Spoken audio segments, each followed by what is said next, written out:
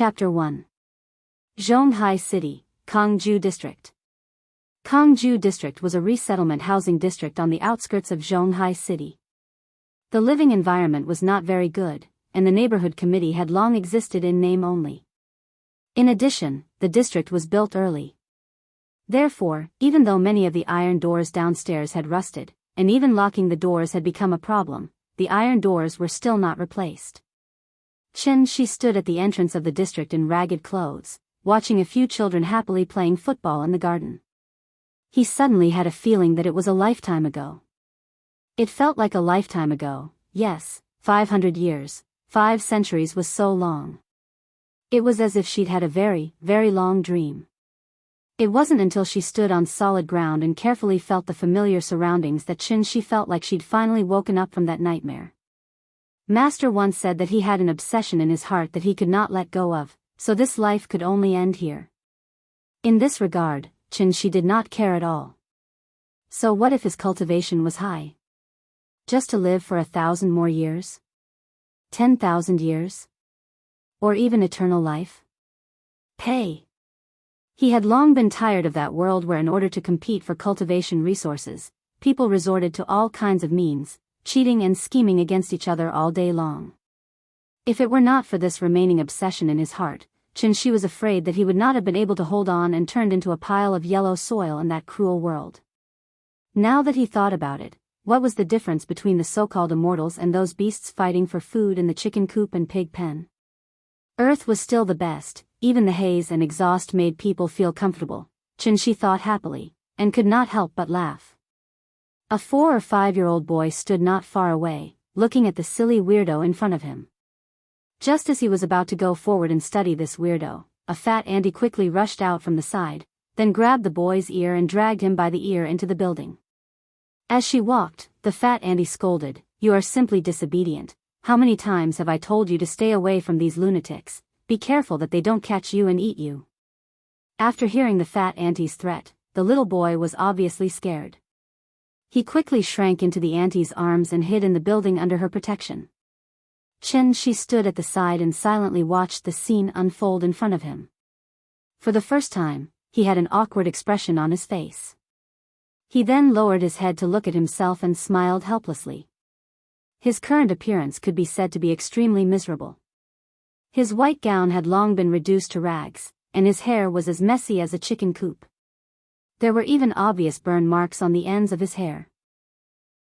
If he walked out like this, it was not surprising that he would be regarded as a lunatic who made a living by rummaging through trash cans on the streets. His soul was damaged, his cultivation was lost, and there were countless internal injuries on his body. This was the price he had to pay to return. However, even though it was tragic, at least he managed to come back alive, right? With the power of the soul formation stage, he had to cross the void, pass through several space rifts, and cross many galaxies before finally returning to Earth. It wasn't an exaggeration to say that this was definitely a magnificent feat that had never been done before and would never be done again. She calmed himself down and walked in the familiar direction.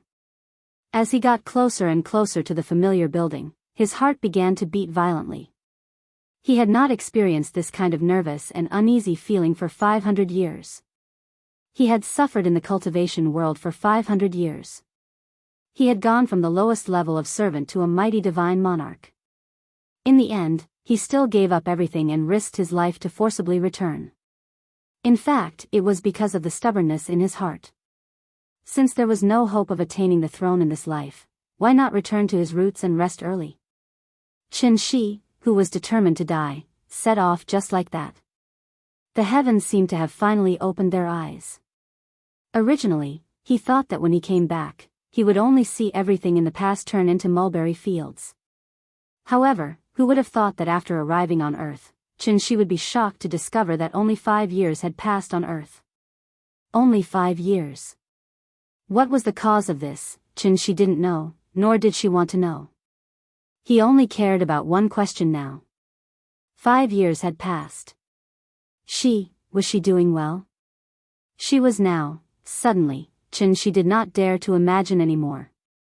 He, who had only used 500 years to become a divine monarch and was known as the supreme on the prodigy roll, suddenly felt a little scared. Last year, in this door, the peach blossoms were both red. He did not know where the peach blossoms were, but the peach blossoms were still smiling. Forget it. If you marry someone else, I will also fulfill the promise I made to you at that time. As if he had finally made a decision, Qinshi threw away the various distracting thoughts in his mind and strode through the familiar iron door. I ascended to become a divine monarch, not to live forever, but to bless you with happiness and peace. Third floor. The second room from the left, 302. When he saw the slightly faded fortune on the iron door, Qinshi was suddenly stunned. The word fortune was still there, and the couplet was still there. This was what he had personally put on with her before he disappeared. Could it be, she is still waiting for me? Qinshi stretched out his trembling right hand and gently knocked on the door. Now, he looked like a groom standing on the wedding stage ready to welcome the bride, but also like a Luther who received an invitation but did not dare to look at the bride's name on it. Qinshi tidied his tattered clothes, trying to make them more pleasing to the eye. Then, he scratched his hair again.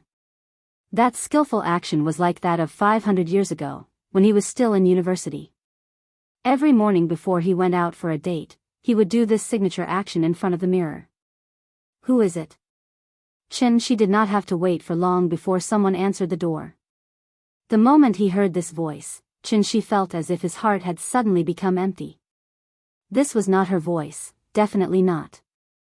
Perhaps to verify Qinshi's guess, after this voice, the door opened.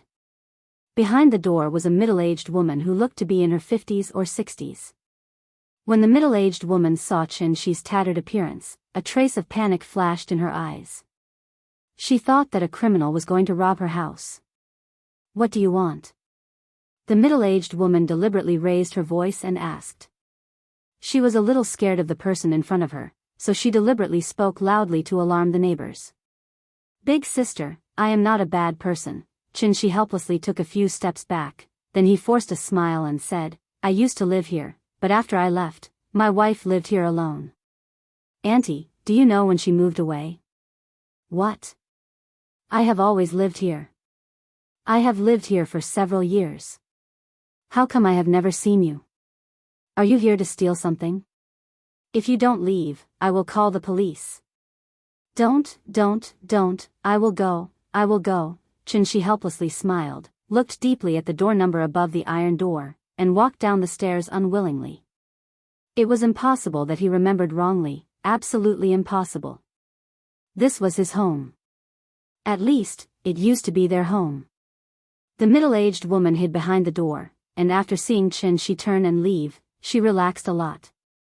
Secretly looking at Qinshi's side profile, the middle-aged woman suddenly seemed to have thought of something. She quickly opened the door and rushed out. Hey, wait a minute, the middle-aged woman came in front of him, looked up at him carefully for a while, and felt that this person was very similar to the person in the photo. Suddenly, the middle-aged woman violently grabbed Qinshi's arms and said excitedly, it's you. Qin family's boy. You are finally back. You are Auntie Zhang. In the past, he had only seen Auntie Zhang from afar, so Qinshi did not have much of an impression of her. Fortunately, Auntie Zhang recognized him. How did you become like this? If it weren't for the photos left behind by the two of you, I wouldn't have recognized you today. Thank God I didn't chase you away. You are finally back. Where have you been all these years? Do you know how hard she has been waiting for you? Auntie Zhang pulled Qinshi and said excitedly. As she spoke, she seemed to have thought of something sad, and couldn't help but cry. Auntie Zhang, I am sorry, it's my fault, I didn't take good care of her. Looking at Auntie Zhang's appearance, Qinshi's heart ached for no reason. His heart, which had been as firm as a rock, also hurt. They had agreed to rely on each other from now on, but she didn't expect Qinshi to leave without a word. He had been gone for 5 years. Auntie Zhang, is she at home? Qinshi asked in a trembling voice. However, Auntie Zhang wiped her tears and said intermittently, she left, a long time ago. When she left, she didn't say where she was going. Left? Although Qinshi had mentally prepared himself countless times, when he heard the news from Auntie Zhang, he still couldn't accept it. Just when Qin calmed down and wanted to ask Auntie Zhang for more details, a crisp voice suddenly came from upstairs. "Grandma, what are you doing?" Qin looked in the direction of the voice and saw a little girl, who looked about 4 or 5 years old, standing timidly on the stairs. "Nian, look, your father is back." Auntie Zhang waved her hand and called the little girl over, then squatted beside her, pointed at Qin and said, "Look, don't you want your father? Your father is back, quickly call him father." Qin was stunned. Looking at the delicate little girl in front of him, and then looking at Auntie Zhang's serious expression, he was dumbfounded. The little girl looked at Qin timidly, then under Auntie Zhang's encouragement, she nervously and uneasily called out, "Papa." Qin's head suddenly exploded. Although the sound of "Papa" was very soft, it was like a thunderclap in his ears, making his hair stand on end. "Papa." Not getting a response from Qin, the little girl called out again. But this time, she was not so scared, and there seemed to be a trace of expectation in her big bright eyes. "She gave birth to a daughter for me?" Qin suddenly squatted down and hugged his daughter. The loneliness, which had been hovering in his heart for 500 years, finally disappeared at this moment. A monarch of a generation actually shed tears at this moment. Chapter 2. The furnishings in the house hadn't changed much. Because of the little girl, the scattered picture albums and toys made the house look a little messy. Auntie Zhang couldn't stand Qin's sloppy appearance. As soon as they entered the house, she told him to take a shower and change his clothes. He had left the clothes 5 years ago. He didn't expect them to fit him so well. After a quick cold shower, Qin sat upright on the sofa and watched Auntie Zhang play with the child. Auntie Zhang had raised the child all these years, so the little girl was very tired of her. This made Qin very envious. He hoped the child would be so close to him. "Come, Nian. Tell Daddy your name."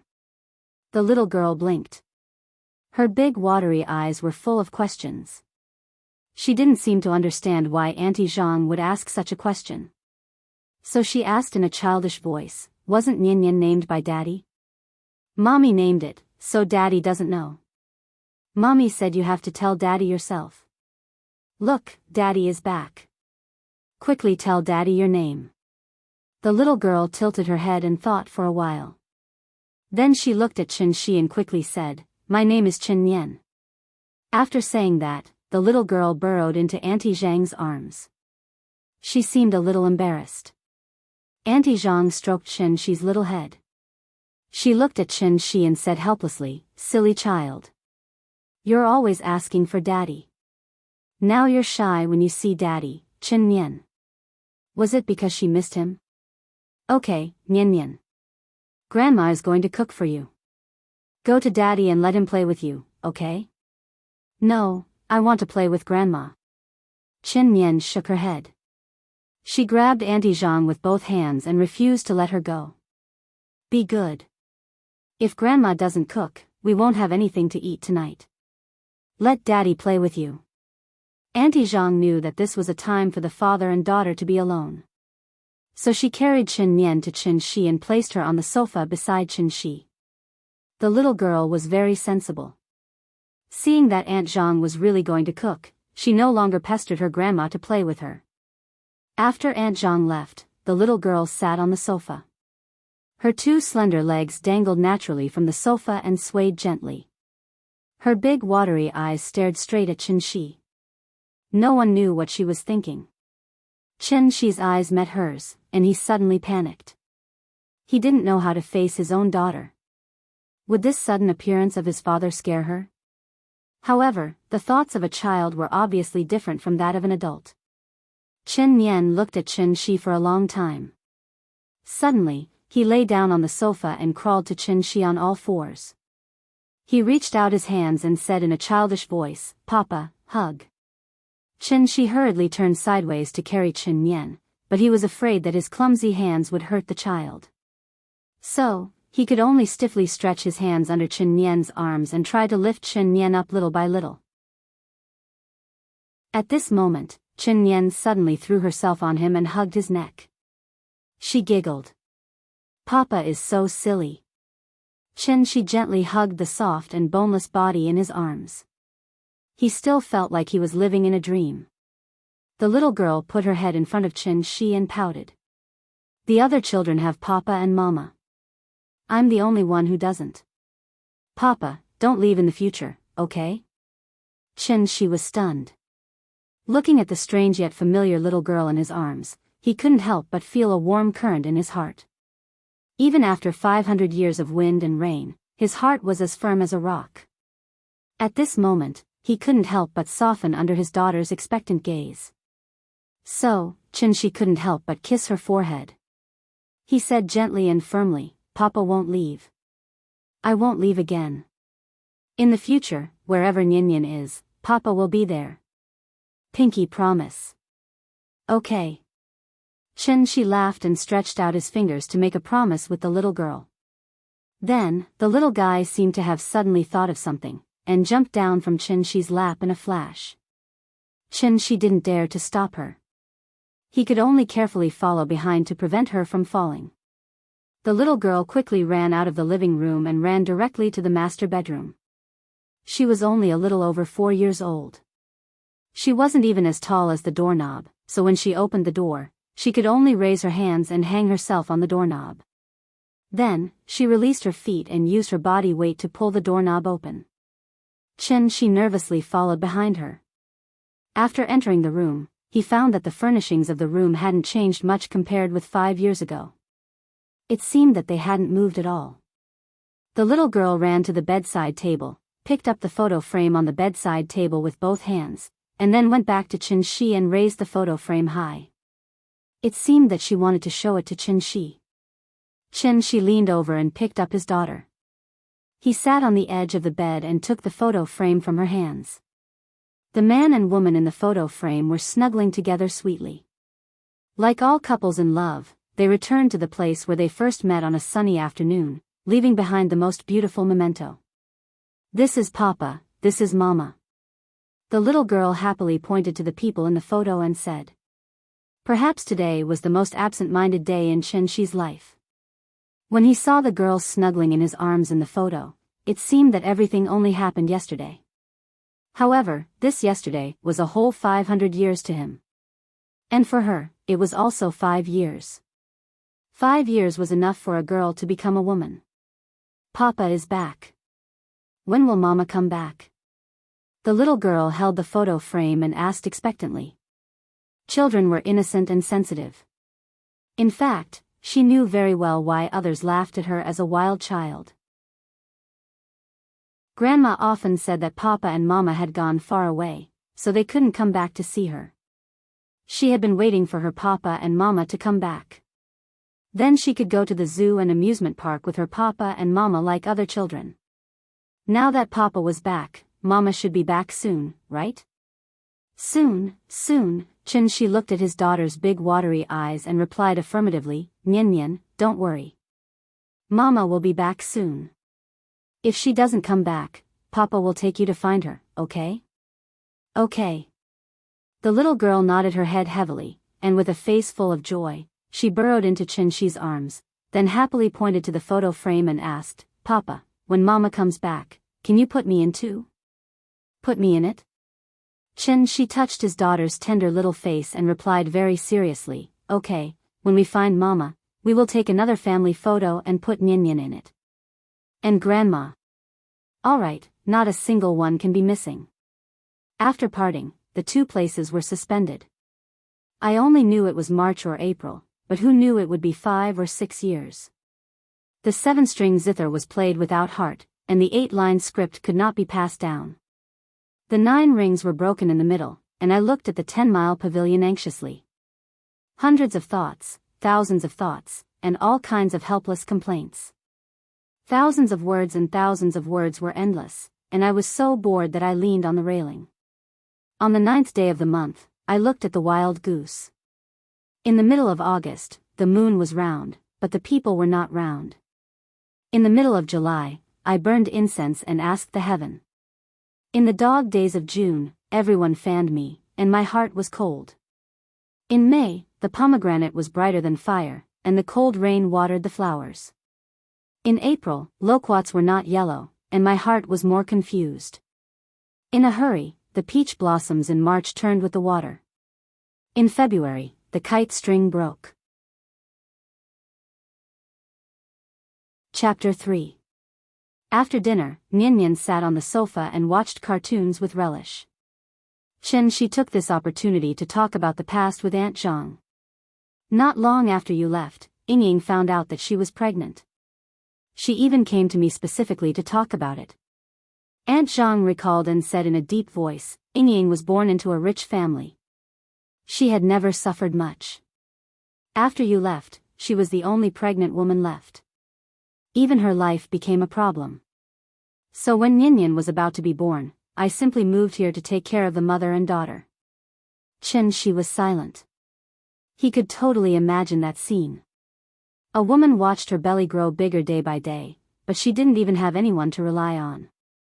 Buying groceries, cooking, washing clothes, cleaning, and tidying up. These seemingly simple chores were not easy for a pregnant woman. Before the child was born, she had already become a single mother. Who could understand her feelings at that time? The more she thought about it, the more his heart ached. He suddenly felt that there was a stuffy feeling in his heart that he had nowhere to vent. Later, Nyan was born. The family's expenses also increased. Seeing that there was no income coming in all day, she became very anxious. So, she went out to find a job and worked overtime all day. She was so tired that she almost went out of shape. Speaking of this, Aunt Zhang suddenly glanced at Qin Shi, then sighed and said, "I'll tell you the truth." When she went to work, the entrance of this house was full of luxury cars all day long. All of them were men who were chasing after her. They were so noisy. A few of them even fought because they wanted to enter the house. The neighbors were all complaining. Actually, I saw that those people were all better than you. The mother and daughter were orphans and widows. If she could find one of them to marry, it would be good for her and Nyan. So, I repeatedly asked her to consider it, but that girl was also stubborn. Every time I mentioned this, she would get angry. I don't know if she was bewitched by you. You, the heartless man, ran away without a word, leaving her alone to suffer. Hearing this, she could only smile bitterly. That night, he worked overtime until very late. When he came back, it was raining heavily. He was running on the street when he was suddenly struck by lightning and fainted. When he woke up again, he was already in the heavenly jade world billions of miles away, which was also the legendary immortal cultivation world. She thought about it carefully. There were several galaxies between Earth and the heavenly jade domain. How powerful could a bolt of lightning be? The electric current was too weak to even scratch an itch, so it was absolutely impossible for lightning to cause him to instantly travel through the galaxy. The real reason was most likely that an ancient secret treasure that existed on Earth was coincidentally activated by lightning, thus affecting him while he was running in the rain. The more he thought about it, the more it deviated. She quickly shook his head and focused on listening to Aunt Zhang's explanation. When Nyan was more than a year old, Ying suddenly told me that she was going to find you and wanted to entrust the child to me. Although I used to be just a servant in their house, I also watched Ying grow up. To put it bluntly, I had long regarded Ying as my own daughter, and her daughter was naturally my granddaughter, so I agreed. She went to find me? Yes, and then I never saw her again. Did she go home? Aunt Zhang, can you tell me where her home is? I'll go find her. She was a little anxious. They were together for 5 years, but in those 5 years, she never mentioned her family, nor did she say where her home was. Every time she asked, she would be a little unhappy. Later, she didn't dare to ask again. I can't tell you. Aunt Zhang shook her head and sighed. Before she left, she said that if you came back and she didn't, then you shouldn't go out to find her, and don't go to her home, because she won't go home. Why? She was a little confused. Sigh, don't ask. In short, her family matters are very complicated. I can't tell you. Aunt Zhang glanced at Qin Shi, as if she felt that it wasn't a good idea to be perfunctory, so she explained, besides, with her personality, if she decided to go home, she would definitely come back and bring Nian with her. But now Nian is 4 years old, and she hasn't come back, so I guess she's probably still looking for you all over the world. Looking for me? What can she use to find me? Qin Shi shook his head with a bitter smile. At this time, the little girl just finished watching an episode of the cartoon, and then excitedly jumped into Qin Shi's arms, interrupting the conversation between the two. Let's not talk about Ying for now. This little girl in front of us is the most important thing. Aunt Zhang saw that the little girl and her father were much closer, and said with satisfaction, I originally planned to wait until this year's New Year.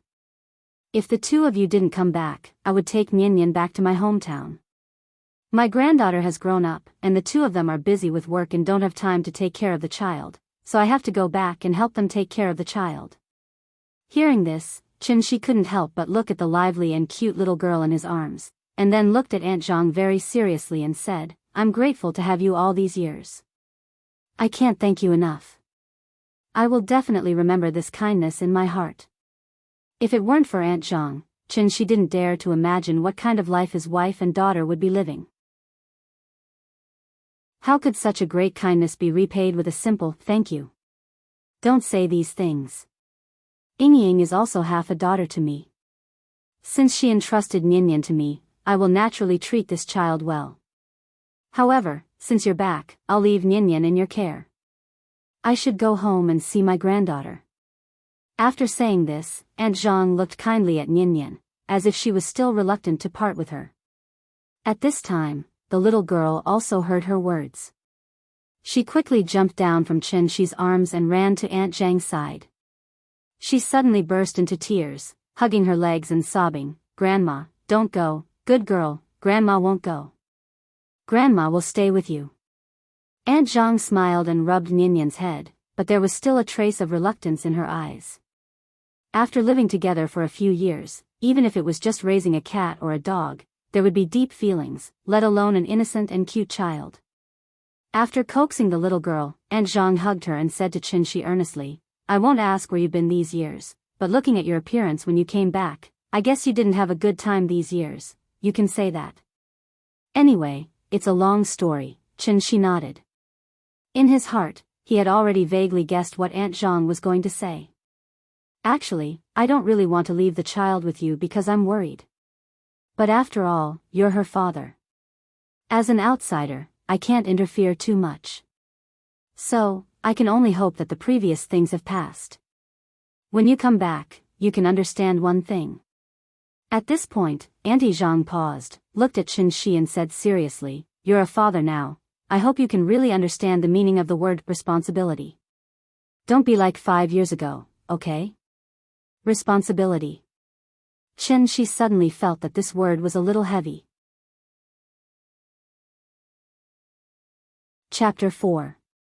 After 5 years, when Qin Shi slept on the bed that belonged to them once again, it was as if she could still smell her lingering scent, so she slept especially soundly. Perhaps it was because he hadn't slept for hundreds of years, but he slept very soundly. When he woke up, the little girl was already lying on the bed, waving a roll of silk thread at the tip of his nose. Achoo! Qin Shi cooperated with her and sneezed loudly. The little girl immediately giggled. Seeing his daughter's excited expression because of her successful prank, Qin Shi couldn't help but feel warm. He hugged her and kissed her little face. Ah! Papa is bad. The little guy who was sneak attacked seemed to be a little shy. He pushed Qin Shi away and quickly ran out of the room. This kind of morning made Qin Shi very comfortable. He liked this feeling. It was as if he had walked from winter to midsummer in one night. At the moment of dawn, he finally returned home. Qin Shi quickly put on his clothes and got up. Just as he walked out of the room, he saw Aunt Zhang coming out of the kitchen with a plate. Qin Shi smiled and greeted her. Aunt Zhang laughed and said to him, Nian has squeezed the toothpaste for you. Hurry up, it's time for breakfast. Okay. She walked into the bathroom. There was a yellow cup on the sink. A new toothbrush with toothpaste was lying quietly on the cup. This was the toothpaste that his daughter had squeezed out for him. A warm feeling instantly rose from his heart. It was so sweet that it felt like honey. Comfortable. So damn comfortable. As She brushed his teeth, he fiercely sighed with emotion about life. Their house wasn't big, only about 70 square meters. There were 3 rooms, 1 living room, and 1 bathroom. It was a small apartment with a second bedroom. The study was converted into a children's room, but Chen Yan usually slept with Aunt Zhang. Because the house wasn't big, there was no dining room. Meals were usually eaten on the coffee table in the living room. When She came to the living room, the little girl was already holding the bowl and gulping down the porridge.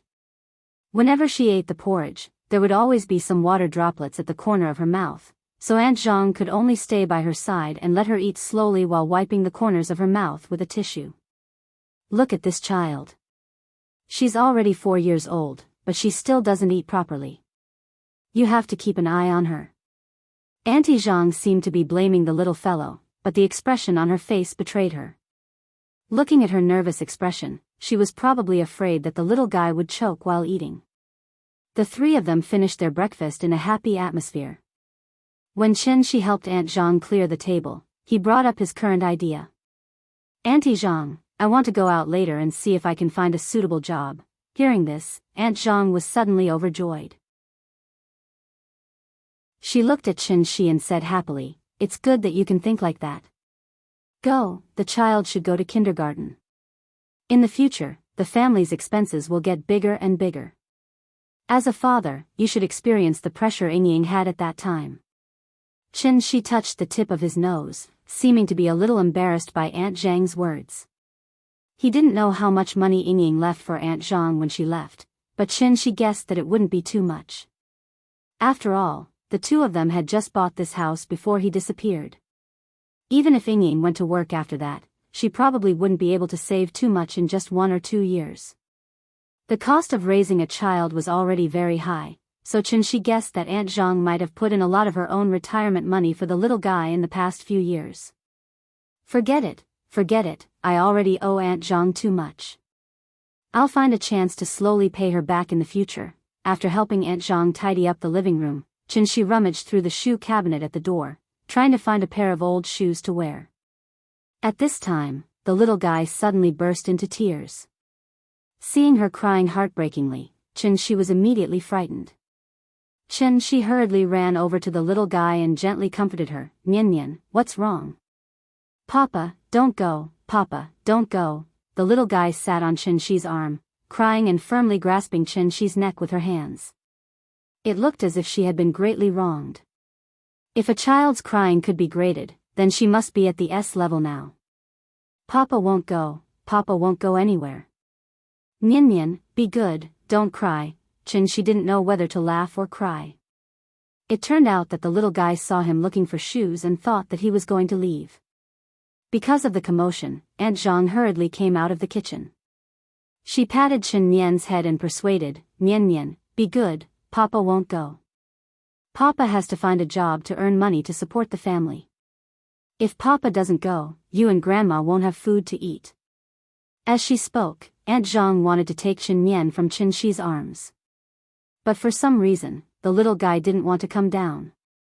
Her 2 hands were firmly wrapped around Shi's neck, and her little head was buried in Shi's neck. She cried at the top of her voice, "Papa, don't go. Papa won't go, Papa won't go." Seeing the little guy flip out, Shi had no choice but to sit on the sofa with his daughter and comfort her in a low voice. Aunt Zhang kept persuading the little guy, and Shi kept emphasizing that he wouldn't leave. After a while, the little guy slowly calmed down. Seeing that she was no longer crying, Aunt Zhang took out a hot towel from the bathroom and wiped her face. Then, she coaxed and pulled her from Shi's arms. "Nian, be good, Papa won't go. Look, the parents of the other children have to go to work. How can your Papa not go to work?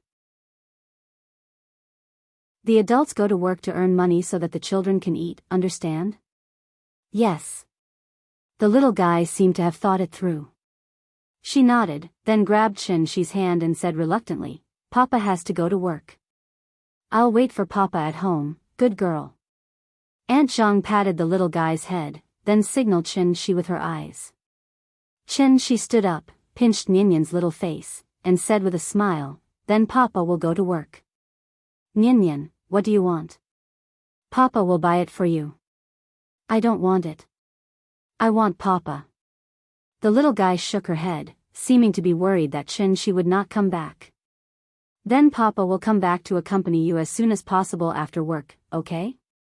"Okay." After a lot of effort, Chen-Shi finally went out of the door and the little guy's reluctant eyes. Chen-Shi used to have a habit, that was, he didn't like to carry his documents with him. Because he often accidentally lost his documents, and it was very troublesome to replace them, he usually left his ID card, bank card, driver's license and other documents at home unless it was necessary. He didn't expect that this habit would save him a lot of trouble now. Looking at the ID card in his hand, Chen-Shi walked out of the building. But after stepping out of the door, he couldn't help but feel troubled. Make money. Chapter 5. With a few dozen yuan of change from Aunt Zhang and an ID card, Chen-Shi walked out of the Kangju community in a daze. This was not the Tianxian world. Money naturally did not fall from the sky. Other than stealing and robbing, what else could he do to earn money fair and square? Work. He majored in computer science in university. After graduation, he directly became a programmer. From an annual salary of 100,000 yuan, he slowly worked his way up to 200,000 yuan, which was enough to support the entire family. But now 5 years had passed. Not to mention whether his technology could keep up with the times, just the frequency of working overtime was enough to make Chen-Shi start to retreat. Aunt Zhang would leave sooner or later. If he worked overtime every day, who would take care of the child for him? Besides, he couldn't bear to leave the little guy alone at home. So after some consideration, the option of working was directly ruled out by Chen-Shi. Getting on a bus to the city, Chen-Shi planned to think about it on the bus. If he knew that life on Earth was so difficult, he would have brought a few gems when he returned. Now that he sold them, it was probably enough for him to buy several houses. His cultivation was lost, his soul was damaged, and except for an unparalleled physical body, he seemed to have nothing to offer now. In fact, there were many ways to get rich overnight, but they were all written in the criminal law. Since he had decided to return to the life of an ordinary person, not stealing, robbing, and not doing anything illegal naturally became Chen-Shi's current principle of conduct. Or, find a corrupt official to rob the rich and give to the poor. Anyway, the corrupt official did not dare to call the police. Or rob the underworld. Cleaning up the scum of society was also a contribution to society, right? If not, he could go to the Middle East as a mercenary and do a big job directly. He had always heard that the situation in the Middle East was quite turbulent. Being a bodyguard should be quite profitable. As she thought about it, Chen-Shi's train of thought began to deviate. It was no wonder, after all, he had lived in the Tianxian world for 500 years.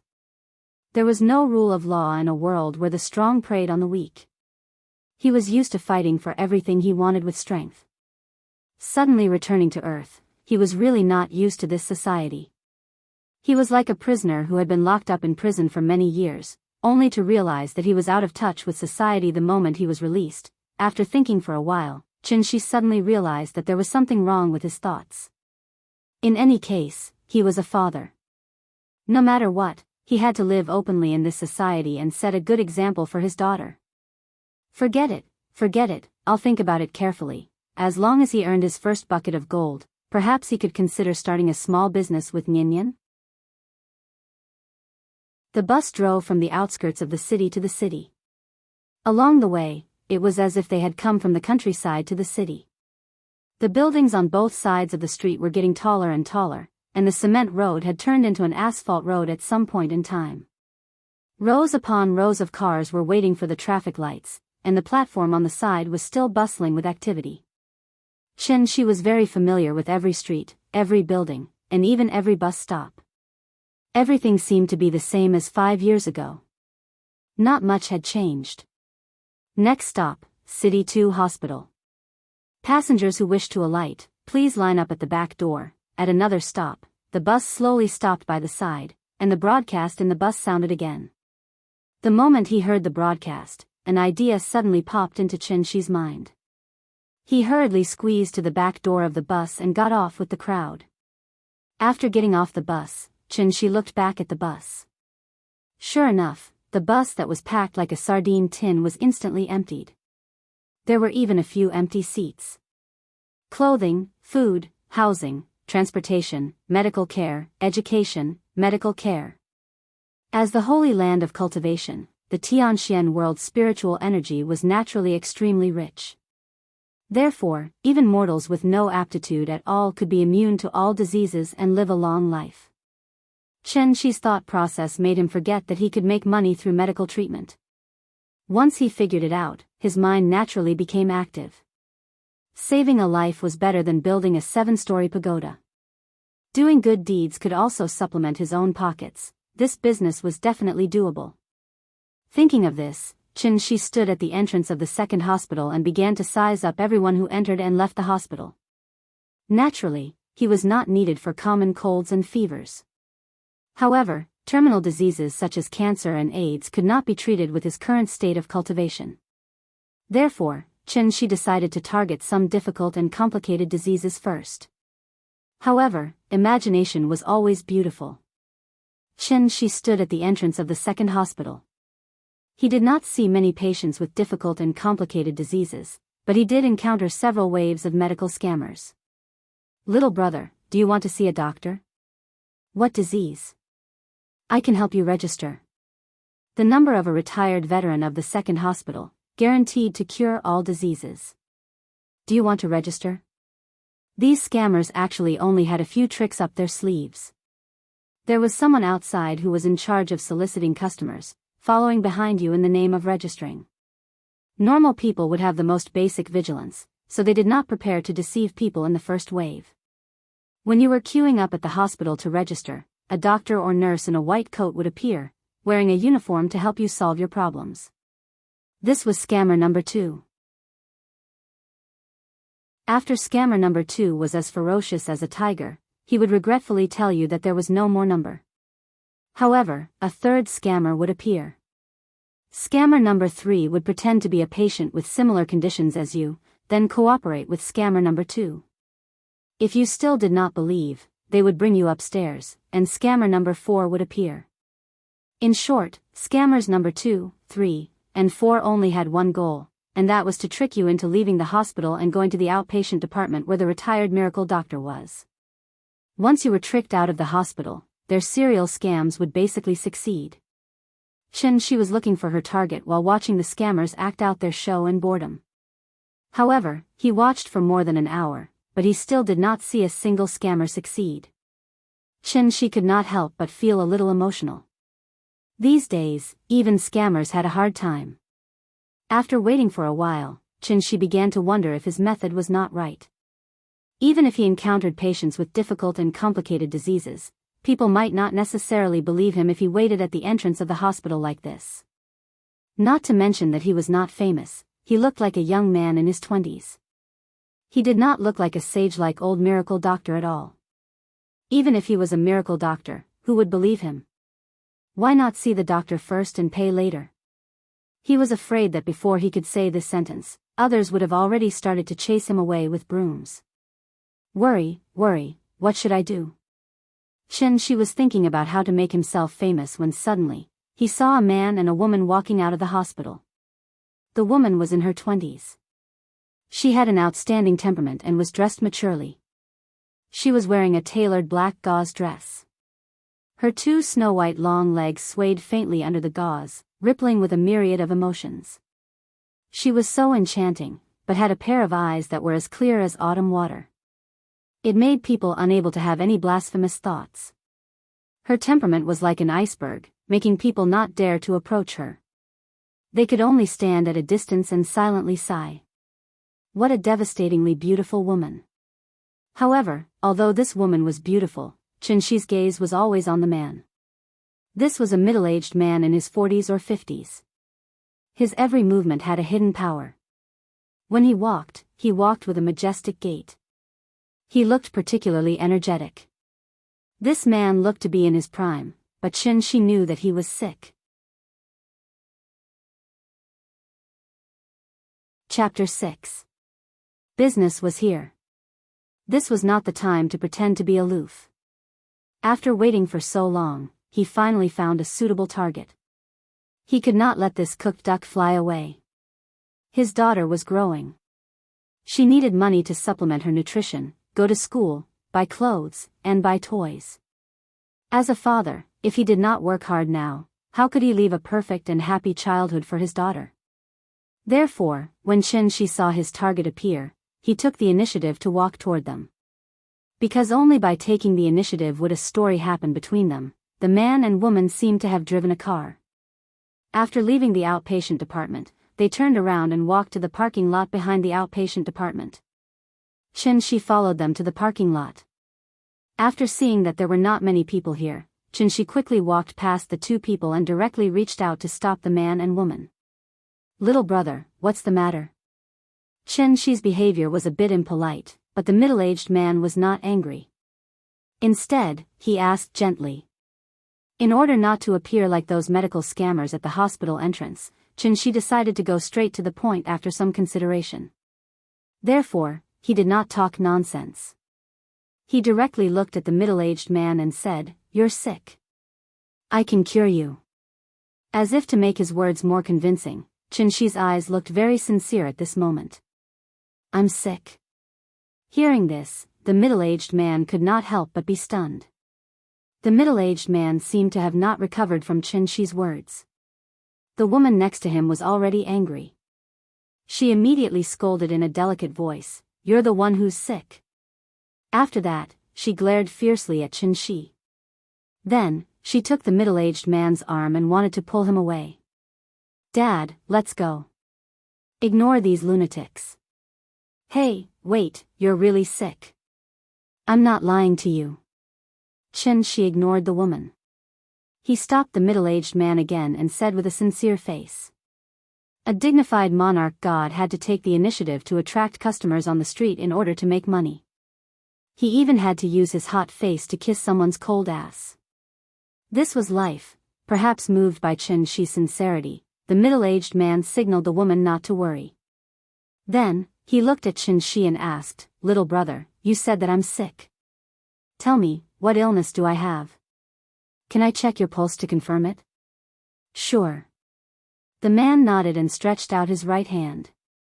Shi held his wrist and made a gesture that was not very standard to feel the pulse. Not long after, Shi released his hand and said with certainty, "Your injuries are very serious. You probably won't live past 50. What a joke." The woman was clearly enraged. She couldn't help but laugh in anger. "My father is already 52 years old. How dare you say that he won't live past 50? I'm warning you, if you don't leave now, you'll have to bear the consequences." After saying that, the woman took out the car key and unlocked the car with a beep. Then, she pulled the middle-aged man and walked to the car not far away. Already 52? Shi was also stunned. He didn't expect that the first patient he took the initiative to find would be misdiagnosed by him. It didn't make sense. This middle-aged man looked strong, but if one looked closely at his complexion, one could clearly see that his face was a bit pale, which was different from his normal skin color. Although he walked with large strides and held his head high, with Shi's superior vision, she could naturally see that his body was slightly unnatural, as if he was forcibly pretending to be healthy at all times.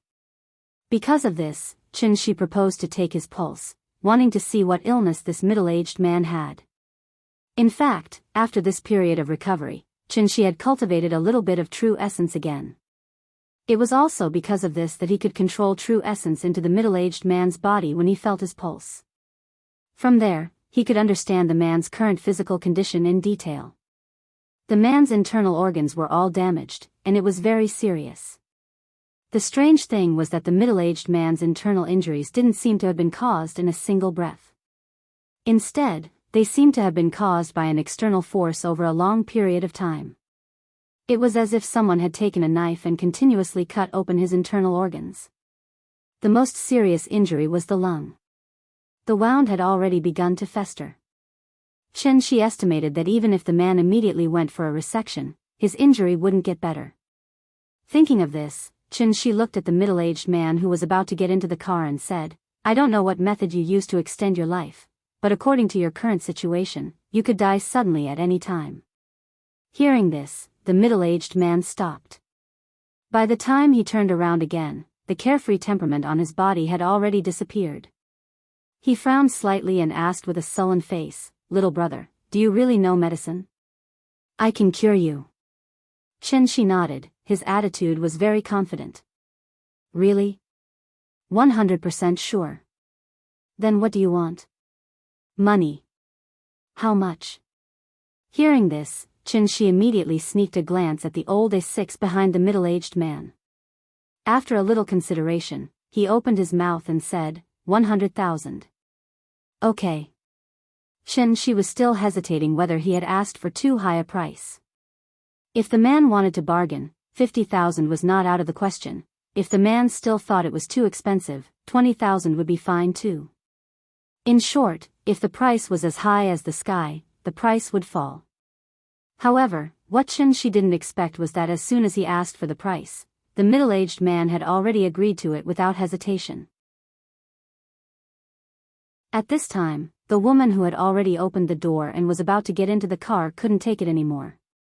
She carried a small Kuan bag and walked quickly in high heels to the middle-aged man's side. She called out anxiously, "Dad." The middle-aged man waved his hand and motioned for her to calm down. She was so angry that she stomped her feet and scolded she coldly, "Are you selling crutches? My dad is not sick. This is the hospital. Dad, do you feel uncomfortable anywhere? Let's go check now and ignore these liars." "Chiotong, stop it." The woman was about to go crazy with anger. However, the middle-aged man didn't listen to her at all. Instead, after hearing what she said, he immediately stopped her with a straight face. "Dad." The woman curled her lips and looked like she was about to cry. Seeing his daughter's aggrieved look, the middle-aged man's expression couldn't help but soften a lot. Thus, he patted her shoulder and whispered, "Chiotong, get in the car first. Dad will explain to you later." Perhaps it was because of her good family background, the woman obediently got into the car after hearing the middle-aged man's words. However, before she left, she glared fiercely at Shi. She really hated this big liar. This big liar actually dared to cheat the father and daughter. She must teach him a lesson later. Thinking of this, the woman immediately took out her phone from her bag and quickly sent a text message. Outside the car. The middle-aged man waited until his daughter got into the car before he looked at Shi and said seriously, "Money is not a problem, but I hope you really saw through my illness." Otherwise, he didn't say the second half of the sentence, but the meaning was self-evident. Shi nodded, indicating that he understood what he meant. Chapter 7. Ning Chiodong pouted as she sat in the driver's seat. Her father, Ning Zhonghua, sat in the front passenger seat. As for the back seat, naturally, it was the big liar that she hated so much. Ning Chiodong couldn't understand what was going on with her father. As his daughter, Ning Chiodong naturally knew her father's physical condition very well. He usually looked very healthy. He could carry a bucket of nearly 20 pounds of mineral water with one hand and even run around the house with it. But how could this big liar scare her father with just a few words? Even selling crutches wouldn't be so exaggerated. Ning Chiodong drove away from the second hospital very gloomily. Then, under Shi's command, she reluctantly drove to the nearest Chinese medicine shop. After she parked the car, Shi said to Ning Zhonghua, "I'll give you a prescription first. It can temporarily relieve your condition." After that, Shi stretched his hand over the center armrest and spread his left hand directly in front of Ning Chiodong. "What?" Ning Chiodong sat in the seat angrily. She originally wanted to wait for Shi to get out of the car and then persuade her father not to believe this liar. She didn't expect that the big liar didn't get out of the car immediately. Instead, he suddenly stretched out his hand, which suddenly scared her. Give me some money. Buying medicine costs money. I don't have any money on me. Chen, she said as a matter of course. After Ning Qiudong heard his words, she suddenly felt that she was going to faint. When she was about to scold this big liar, Ning Zhonghua suddenly opened the front passenger's drawer, then took out a stack of money and handed it directly to Chen Shi. Chen Shi took the money and weighed it. It was estimated that this stack of money was exactly 10,000 yuan. It should be enough. Wait for me. He didn't hesitate and directly took the money and got out of the car. Ning Qiudong stared at Chen Shi firmly. She finally withdrew her gaze until he walked into the pharmacy. Looking at her vigilant look, she was probably afraid that Chen Shi would run away after getting the money. Dad, what's wrong with you? That kid is obviously a liar. How can you even believe such a child's play? Seeing that the outsider had left, Ning Qiudong could not help but complain to Ning Zhonghua. He's not a liar. Ning Zhonghua shook his head. He couldn't help but laugh when he saw his daughter's sorrowful appearance. He comforted her, Qiudong, actually, this little brother is right about one thing. That is, I really can't live past 50 years old. Dad. You're already 52. It's impossible for me to remember your birthday wrong. Ning Qiudong immediately became anxious. Dad even forgot how old he was this year. Could it be that this big liar used some kind of drug? Or was it some kind of hypnotism? Was that why his father believed him? Oh no. What to do? Ning Qiudong was as anxious as an ant on a hot pan. She couldn't help but let her imagination run wild. The more she thought about it, the more outrageous it became. Meanwhile, Ning Zhonghua was thinking about whether to tell his daughter everything, so he did not immediately explain. The car was quiet for a while. Ning Qiudong took out her phone to call the police because today's bizarre experience was completely beyond her understanding. However, at this moment, Ning Zhonghua sighed deeply and said, Qiudong, do you remember that I left for a period of time 3 years ago? Huh? Ning Qiudong thought for a while and replied, I remember that you went abroad for a long period of time 3 years ago. I think it was to talk about investment. However, didn't that thing fall through in the end? Hearing this, Ning Zhonghua fell silent. After seriously thinking about it, he decided not to tell his daughter for the time being. Thus, looking at the extremely anxious Ning Qiudong, he suddenly asked in a serious tone, Qiudong, if I could buy my life back for 100,000 yuan, would you be willing? Dad. If it could really make you live a long life, I wouldn't even blink an eye, even if it was 10 million or 100 million yuan. But, look at him. He's obviously a liar. How could you even believe the words of a hooligan like him? Ning Qiudong was very angry. This was not a matter of money, but because she always felt that her intelligence was being insulted. I understand what you mean. Ning Zhonghua turned sideways and reached out to pat the back of Ning Qiudong's hand. Then, he said seriously, I don't completely believe him, but I have to believe him. I even hope that he didn't lie to me from the beginning to the end, because I can't afford to gamble. If 100,000 yuan could buy my life back, then what's wrong with giving it a try? Dad, if you really feel uncomfortable, let's go back to the hospital for a checkup, okay? If you think that the standard of the city's second hospital isn't good enough, then I'll go abroad with you for a checkup. Ning Zhonghua shook his head and reached out to hug his daughter. Then, he said solemnly, trust your father's feelings, okay? Half an hour later. Chen Shi walked out of the pharmacy with 2 big bags. As soon as he opened the door, he felt that the atmosphere in the car was a bit strange. Thinking about it, looking at the woman's dress and temperament, he guessed that she was a real strong woman at work. This kind of social elite usually paid attention to objectivity, rationality, and facts, so they always only believed in their own judgment. Since she had already determined that he was a liar, then naturally she wouldn't believe him no matter what. He guessed that she had just quarreled with her father. Forget it, he couldn't care less about other people's family matters. Since Wang Zhongguo was willing to believe him, then Chen Shi would naturally do his best to cure him. Chen Shi opened the door and put one of the bags of medicine in the back seat. Then, he carried the other bag and stood beside the passenger seat. Then, he said to Wang Zhonghua through the window, "Take the bag of medicine in the car back. Decoct 1 dose every day. Decoct 2 juices for each dose. Take 1 in the morning and 1 in the evening, and take it after meals. What else? This medicine can only relieve the pain temporarily. It won't help your condition at all." Speaking of this, Chen Shi lifted the other bag of medicine in his hand, then pointed to the bag and said, "I need 3 days to prepare. Give me a business card, and I'll contact you in 3 days." "Okay."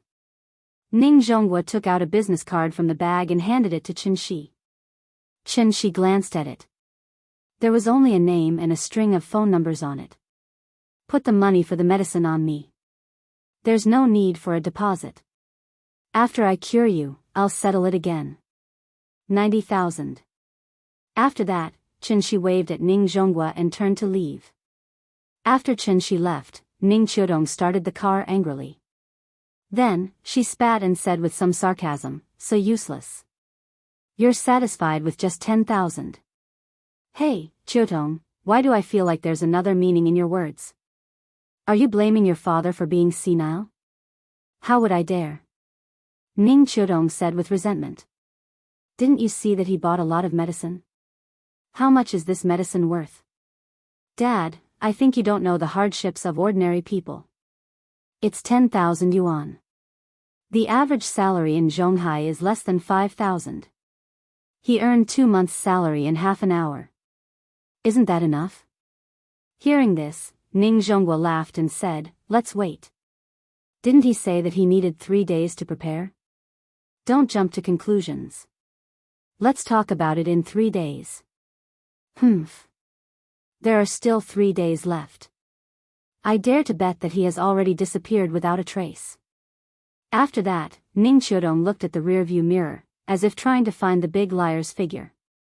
As for Chen Shi, she really did as she said. She had long since run away, because he had to rush home to see his daughter. After not seeing the little girl for half a day, Chen Shi began to feel a little empty in his heart. He was not used to it. As long as he thought of the little girl waiting for him to come home, he couldn't wait to recover his cultivation immediately and fly to his daughter in an instant. Chapter 8. In fact, Ning Qiudong really wronged Chen Shi. Because after buying the medicinal materials, there was only about 800 yuan left out of the 10,000 yuan. Ordinary medicinal materials were not expensive, but the aged ginseng, deer antler, and caterpillar fungus were very valuable things. These aged tonic medicines contained a small amount of heaven and earth spirit qi. Because the cultivation environment on earth was too bad, the heaven and earth spirit qi was almost dried up, so Chen Shi could only extract it from this kind of medicine. Ning Zhonggua's injury was very serious, and there was no way to treat it through ordinary means, so Chen Shi was going to refine a simplified version of the energy cultivation pill for him, using immortal means to save his life. When Chen Shi returned to Kangju district with a large bag of medicinal materials, it was already 5:00 in the afternoon. The same place, the same time, the same person. But his state of mind was already very different from yesterday.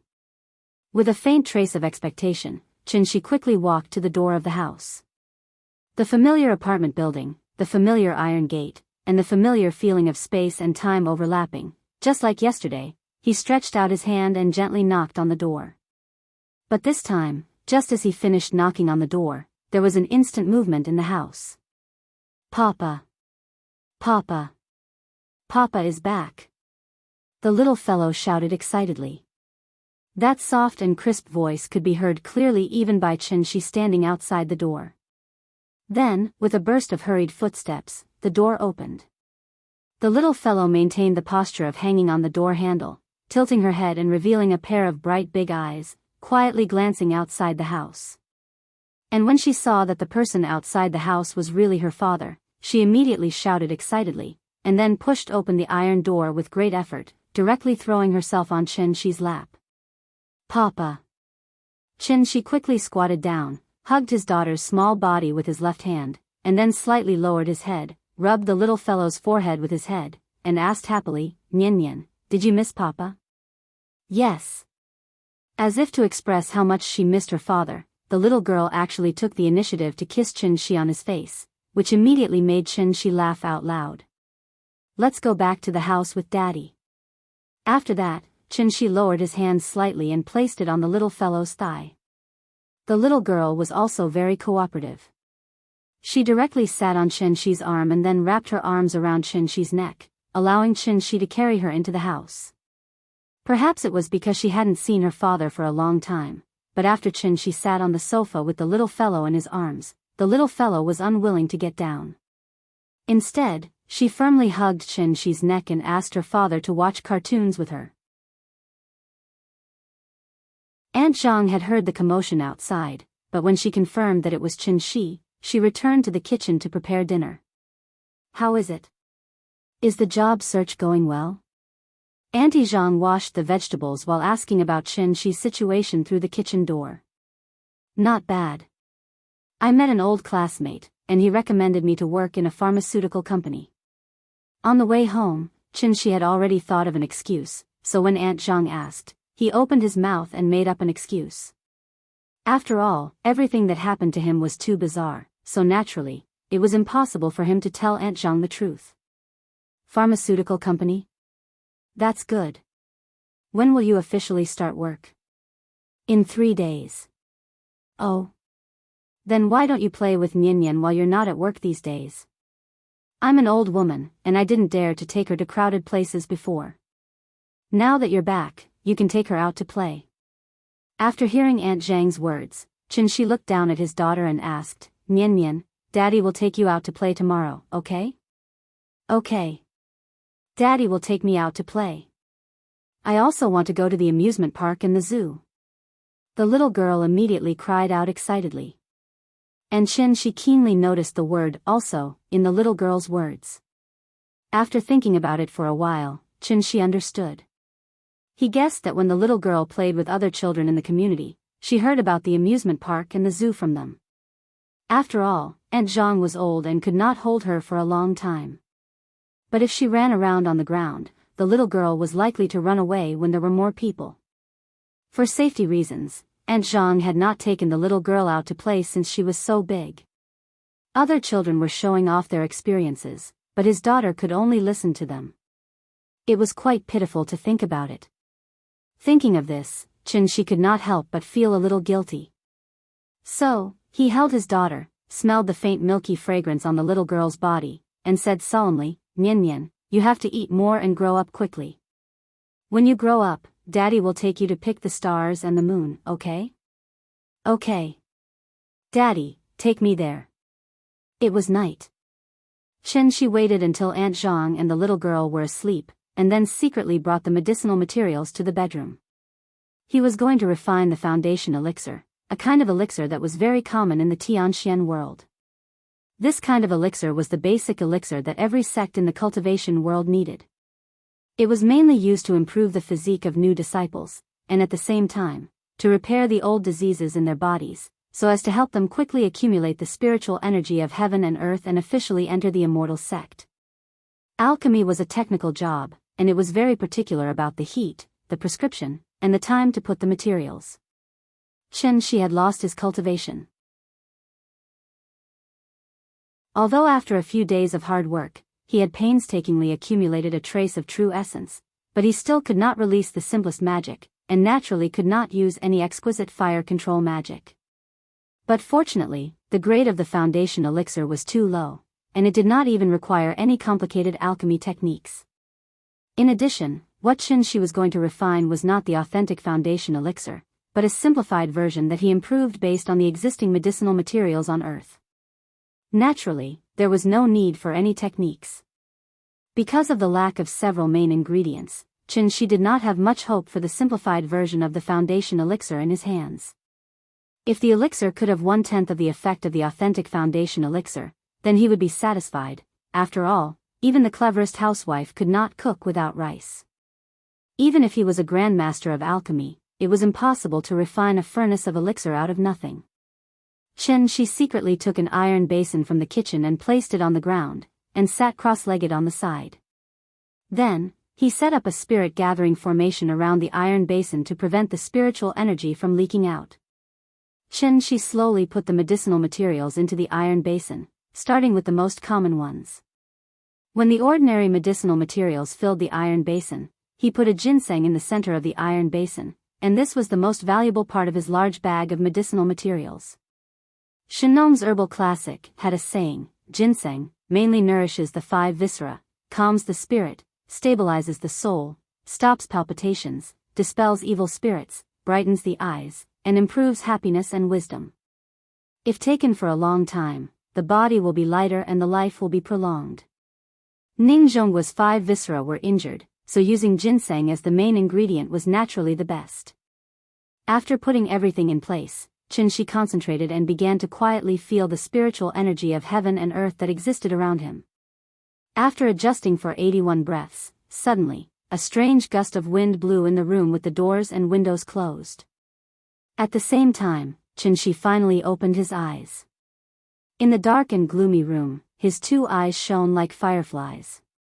They flickered in the darkness, looking very strange. Gather.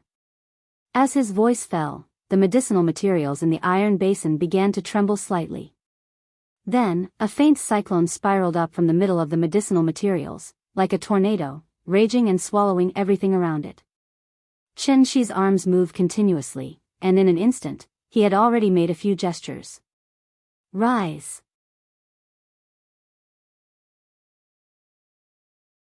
Chapter 9. The next morning. Chen Shi was lying on the bed with his back to the door. The little fellow quietly opened the door handle, glanced at Chen Shi's back, and then tiptoed to Chen Shi's bedside. She took a feather pulled out from the feather duster, walked to Chen Shi, and put the feather to the tip of Chen Shi's nose. But at this time, Chen Shi, who had been closing his eyes, suddenly opened his eyes. Wow! Chen Shi was about to pounce on her. The little fellow was obviously startled by him, and her small body could not help but tremble. Then, her mouth was crooked, and her face was full of grievance and fear. Her eyes were red and she was about to cry. Seeing this, Chen Shi immediately knew that something was wrong. He knew that this joke was a bit too much. Don't cry. There's something behind you. Chen Shi suddenly sat up from the bed, took the little fellow into his arms, and then gently lifted her into his arms. He pretended to be mysterious and said to her, "There's something moving on the window. Look, it's still moving. Ah, it's coming. It's coming." The little fellow was obviously frightened by him. Lying on Chen Shi's shoulder, her small body trembling slightly. She did not dare to move or look back. For a moment, she even forgot to cry. Chen Shi secretly glanced at the little fellow and found that she was lying in his arms, so he whispered to comfort her, "Don't be afraid, Papa will protect you. Look, it was scared away by me." Under Chen Shi's constant encouragement, the little fellow slowly turned around and carefully glanced at the window, only to find that there was nothing there. The sun was shining brightly outside the house, and a 20-year-old elm tree was swaying gently in the breeze. The early morning sun passed through the window of the room and sprinkled a rectangular golden light spot on the cement floor.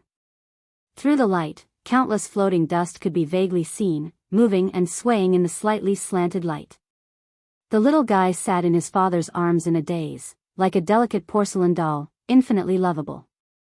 Just like that, a storm was resolved by Chen Shi. Chen Shi rubbed his daughter's head lovingly and asked with a smile, "Nian Nian, do you want to go to the amusement park or the zoo?" "Everyone wants to go. You can only choose one today." "Oh, then I want to see a panda." "All right, let's go." Chen Shi lifted her daughter high up in the air, making the little girl giggle. After breakfast, Chen Shi was ready to take the little fellow out, but at this time, she clamored for her grandmother to go with her. Aunt Zhang was getting on in years and it was inevitable that her stamina could not keep up. Therefore, she did not want to walk too much or go too far. Thus, the little fellow was unhappy. After crying for a while, Chen Shi and Aunt Zhang finally calmed her down. Before leaving, the little fellow asked her grandmother what she wanted. She would bring it back for her grandmother later, which immediately made Chen Shi and Aunt Zhang burst into laughter. This little girl was really smart. Chen Shi had just said something to her yesterday, and today she was already nimbly applying what she'd learned. Outside the door, the little fellow did not want to walk by herself, so Chen Shi carried her with one hand and walked out of the community. At this time, a big sister carrying a vegetable basket saw the father and daughter. "Nian Nian, where are you going?" The big sister was talking to Nian Nian while looking at Chen Shi vigilantly. She carefully looked at Nian Nian's expression and movements, and then looked at Chen Shi. Seeing that Nian Nian was very affectionate to Chen Shi and did not look like a bad person, she was relieved. The zoo. The little fellow seemed to know the big sister, so she happily sat on Chen Shi's arm, straightened up and said proudly, "Papa, take me to the zoo. I want to see the pandas." After hearing Nian Nian call her father, the big sister completely dispelled the doubts in her heart. She turned to look at Chen Shi and said with a smile, "So you are Nian Nian's father? Are you taking your daughter to play?" "Well, yes." Chen Shi nodded with a smile. Although he did not know the big sister in front of him, he could see that she cared about Nian Nian. "I haven't seen you before. Are you working in the field?" "Yes, I just got home a few days ago." "Oh, then I won't bother you. If you have time, spend more time with your daughter. Nian Nian is very cute." The big sister waved her hand and said goodbye to Chen Shi and Nian Nian. Chen Shi also understood the meaning of her words, so he smiled and said thank you to her. Although the people living in this community were not rich and the security environment was very poor, there was one thing that those high-end communities could not compare with. That was the care and help of neighbors. Maybe it was because the little fellow basically had not been far away, so when Chen Shi took her to take the bus, the little fellow constantly pointed at the surrounding and kept asking her father what those colorful things were. The little girl was indeed a little cute.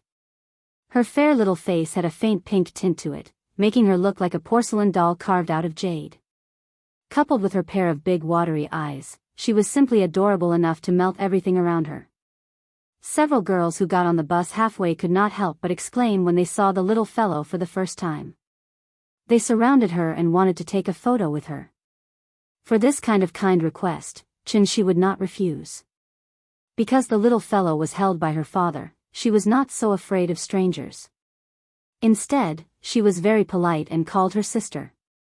Suddenly, several girls were overflowing with love and shouted that they must have a daughter in the future. Zhonghai Zoo was located near Zhonghai Airport, covering an area of more than 700,000 square meters. It was one of the best urban zoos in the country. Because today was Thursday, there were not as many tourists here as there were during the holidays. Chen Shi got off the bus with Nian Nian in his arms. As soon as they came to a spacious square, the little fellow became excited. "Papa! Sun Wukong!" The little fellow pointed at a guy dressed as Sun Wukong and immediately shouted happily. The person pretending to be Sun Wukong seemed to have noticed the little fellow and immediately walked toward Chen Shi. He did not speak and kept posing around the little fellow, making the little fellow giggle. After a while, Sun Wukong may have felt that the time was enough. He took out a sign from his waist, on which was written, 20 photos. Seeing this, Chen Shi could only shake his head helplessly. It was not because he did not like these people who pretended to be dumb and forced to make money, but because he had not bought a mobile phone yet. In this era, there were no mobile phones, even taking photos could not be taken, so he could only take Nian Nian to get rid of Sun Wukong's entanglement and went directly to the ticket hall. The little fellow was only 4 years old and less than 1.2 meters tall, so even the ticket price was saved.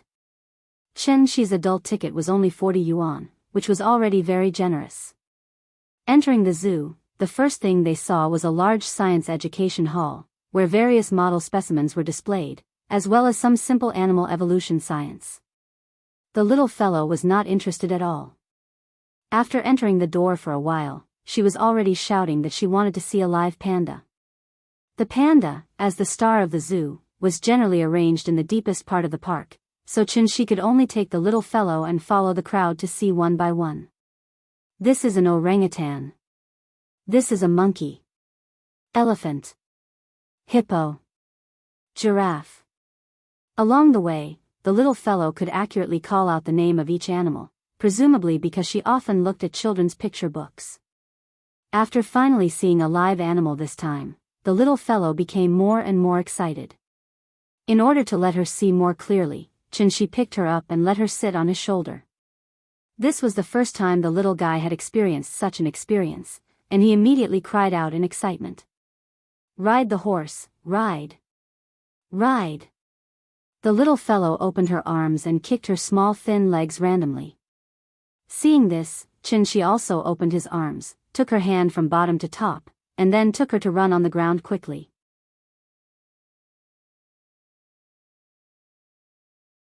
Chapter 10. Happy time always passed so quickly. Chin-shi took Nyan to visit all the zoo. When they came to the exit, it was already 2:30 in the afternoon.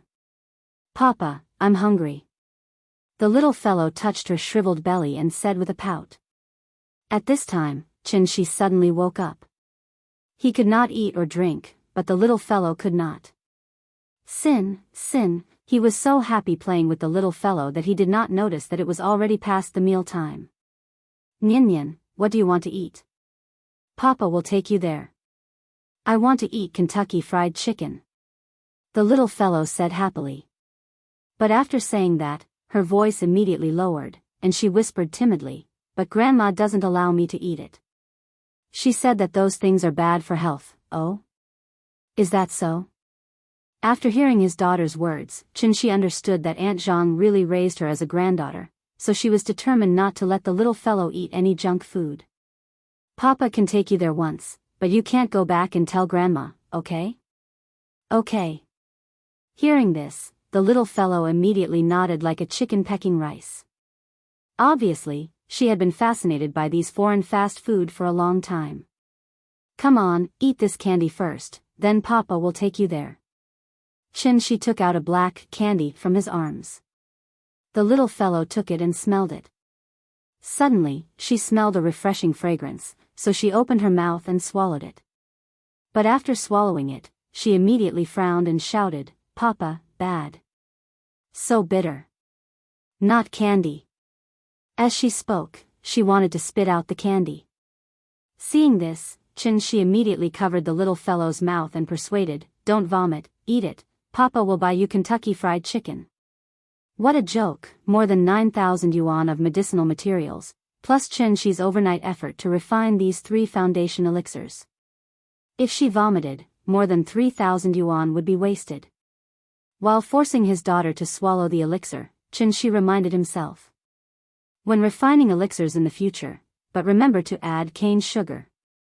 Seeing the little fellow's bitter face and finally swallowing the elixir, Chin-shi immediately carried her to the nearby store and bought her a bottle of Wang Zai milk. The mist that was about to condense between the little fellow's eyebrows gradually dissipated. "Let's go. Daddy will take you to eat KFC. You won't feel bitter after eating KFC." He took the little fellow to a shopping mall near the zoo and saw a long line in KFC from a distance. After waiting for more than 20 minutes, Chin-shi finally bought a Doraemon set meal for the little guy.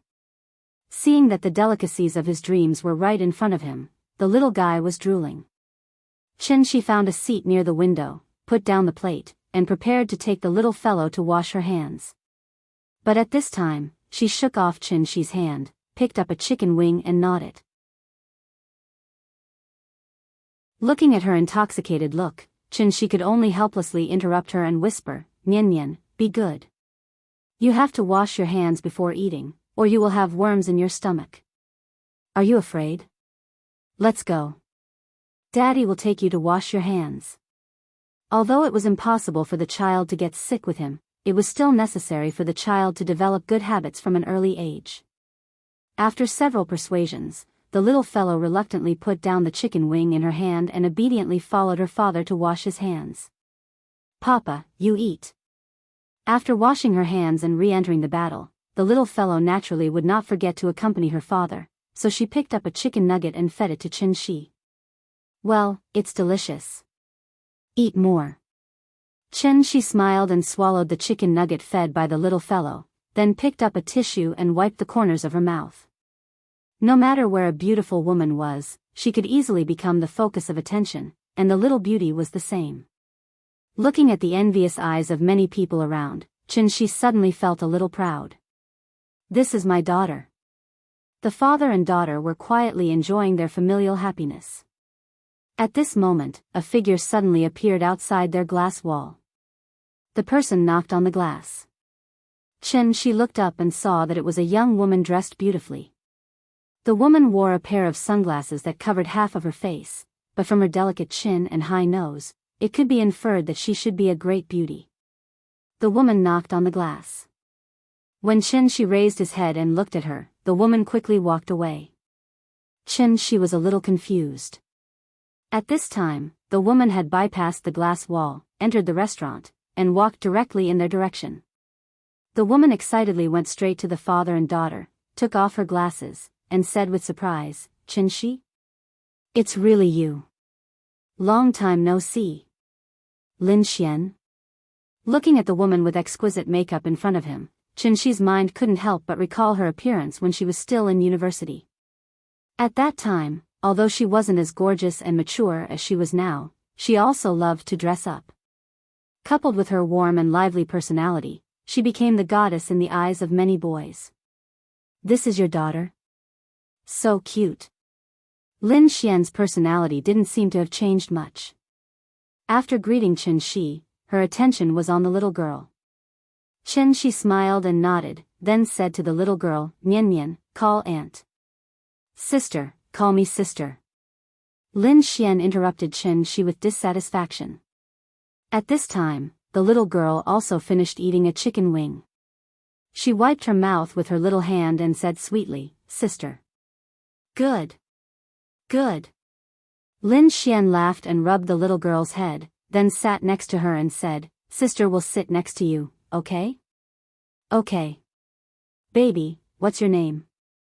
"Chen Nian." "Sister, you can call me Nian Nian." "Nian Nian is so good."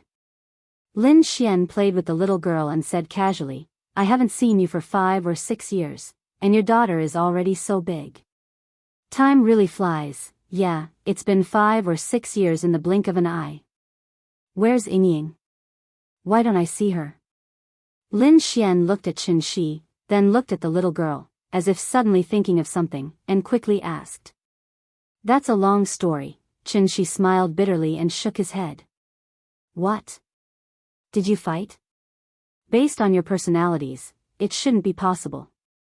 Lin Xian was in the same major as the two of them in university, and she was Ying's roommate, so she had always had a good relationship with the two of them. Hearing this, Chen Shi shook his head helplessly. After careful consideration, he decided to make up a story similar to his actual experience to tell Lin Xian. In this story, he had to leave Huaxia for some reason, and it was only recently that he finally had the opportunity to return to China.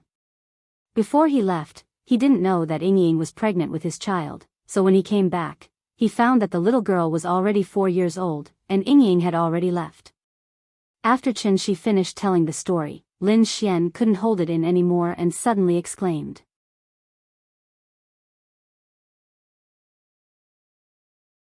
Chapter 11. Lin Xian looked at Chen Shi with some shock, as if she couldn't believe that the Chen Shi in her impression could do such a thing. Suddenly, she grabbed a handful of chicken bones that Nian Nian spat out from the table, and then threw them at Chen Shi. Ignoring the people around them, she immediately shouted angrily, "Why didn't I find that you had the potential to be a scumbag when we were in school? How can you do such a thing as abandoning your wife and daughter? I really want to beat you with the sole of my shoe. There really was a very special reason, I couldn't even refuse." Chen Shi weakly defended himself. "You're a damn man, how can you abandon them and run away by yourself just because you said you couldn't do anything?" Lin Xian was already furious. Seeing that she had thrown all the chicken bones, she wanted to grab the uneaten hamburger on the table and throw it at him. But at this time, the little fellow suddenly cried. "Don't hit my papa." The little guy reached out and grabbed Lin Xian's hand, then burst into tears. There were at least hundreds of people in the restaurant, and when they made a scene, they instantly attracted everyone's attention. Lin Xian was stunned, and quickly hugged the little fellow in her arms to comfort her. "Baby, don't cry, sister won't hit your father, don't cry, okay? Sister, don't bully Papa." The little fellow cried like a pear blossom in the rain, and constantly shook Lin Xian with her small hands, firmly not allowing her to bully Papa. After being interrupted by her, Lin Xian's anger subsided a lot, so she no longer paid attention to Qin Shi, and hugged the little fellow to comfort her in a low voice.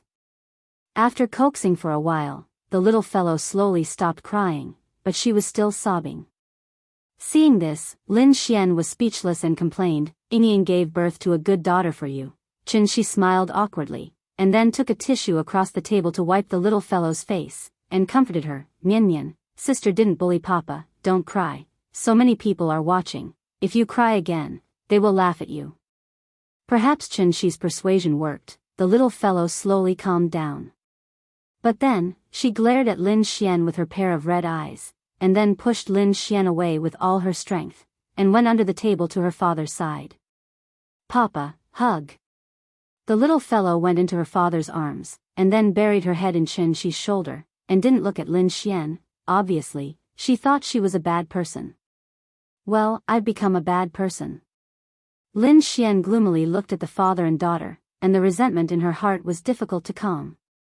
After a long silence, Lin Xian said with a gloomy face, "Yingying is an otherworldly fairy, it's understandable that she can't tell a scumbag from a man, but I've seen countless men in the past, how can I not see that you're a scumbag?" Qin Shi didn't know how to answer her. He couldn't tell her that he was struck by lightning and went to an alien planet, and then lived for 500 years in an alien planet, and finally succeeded in his cultivation, crossing the universe with his physical body, and went through untold hardships to return to Earth. Crazy, this is. I can't tell you the reason why I left that year, but I still hope you can believe me, I really left because of force majeure. Qin Shi looked at Lin Xian very sincerely. Lin Xian stared back at him, not to be outdone. Thus, the two stared at each other. After an unknown amount of time, Lin Xian's pretty face suddenly turned red, and she unnaturally looked away, and reluctantly said, "Okay, I'll believe you for now." Qin Shi was about to thank her, but Lin Xian raised her head, looked at him, and said, "How long has Yingying been gone?" 3 or 4 years. Qin Shi thought for a moment, and replied. Hearing this, Lin Xian couldn't help but hold her chin, and after thinking for a while, she frowned and said, "A few years ago, Yingying and I were in frequent contact, and when I was free, I would call her to ask how she was doing. Then one day, she suddenly changed her number, and I couldn't contact her anymore. Then when was the last time you contacted her?" 3 years ago at Christmas. But then again, she didn't even tell me that you two had a child, that's too much. Lin Xian said bitterly. Thinking that Yingying had been gone for a long time, and that he didn't even know where she went, and there was no news of her, Qin Shi's heart suddenly throbbed with pain. For Yingying, that was 5 years. But for him, wasn't it a whole 500 years? Meeting in a hurry, vexed that the kindness was too meager. In an instant, the clouds and rain were cast aside. Teaching me to think, my skin is as thin as a knife. Hate only hate that it violated the old covenant. Lovesickness turned into illness, and that was even more drizzling. The heartbroken person was at the end of the road. The mountains were far away, and the water was far away, and the people were far away. This feeling was dusk and evil. "Papa, you eat."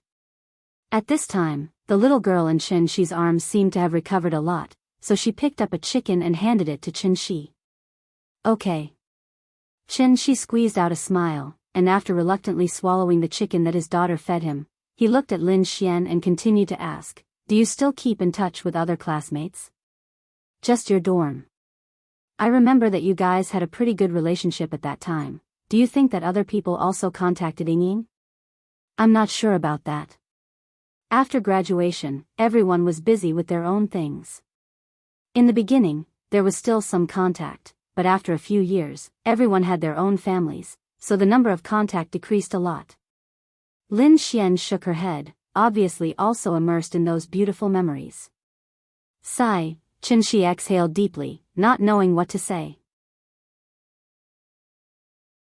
Lin Xian saw that he seemed to be a little depressed, and she couldn't help but feel a little sad. How on earth could he find that person in the vast sea of people? After thinking for a while, Lin Xian suddenly clapped her hands and said, "You can't just wander around the streets looking for someone with your child. How about this? I'll organize a party next week and call a few of my good friends together. At that time, we'll ask everyone to see if anyone has seen Yingying." Speaking of this, Lin Xian paused, and then continued, "Even if none of us have seen her, we can at least help you keep an eye out for news about Yingying. How about that?" Okay. Thank you in advance." After hearing this suggestion, Chen Shi couldn't help but nod with some excitement, thinking that this idea was very good. What he was worried about now was that there was no clue at all. If someone could provide him with a clue, even if Yingying was at the end of the earth, he would definitely be able to get her back. "Then that's it for today, leave me your phone number, I'll contact you when the time comes." Hearing this, Chen Shi couldn't help but feel embarrassed. She decided that after eating, she must buy a broken phone and use it first. Earth is not the Tianxian world, this place really can't do without a phone. So, he could only say that he accidentally lost his phone and ask Lin Xian to write him a number. You can even lose your phone when you bring a child out to play? Lin Xian looked at Chen Shi speechlessly, took out a pen from her bag, and then wrote down her number on a napkin. "Then that's it, call me after you buy a phone." Lin Xian got up and prepared to leave. Chen Shi said to the little girl, "Nian, say goodbye to your sister." However, the little girl looked very reluctant. She pouted and tilted her head to the side, not listening to Chen Shi at all. "Sorry, the child is not sensible, I hope you don't mind." Chen Shi was very embarrassed. However, Lin Xian waved her hand and said indifferently, "It's okay, I'm leaving." After that, she turned and prepared to leave. And Chen Shi was also prepared to teach the little girl a good lesson. He must let her understand that her behavior just now was very rude. But at this moment, the little girl suddenly turned her head and said loudly to Lin Xian's back, "Goodbye, sister." After that, she stretched out her small hand and waved vigorously. Lin Xian looked back at her cute little face, couldn't help but smile, and blew her a kiss.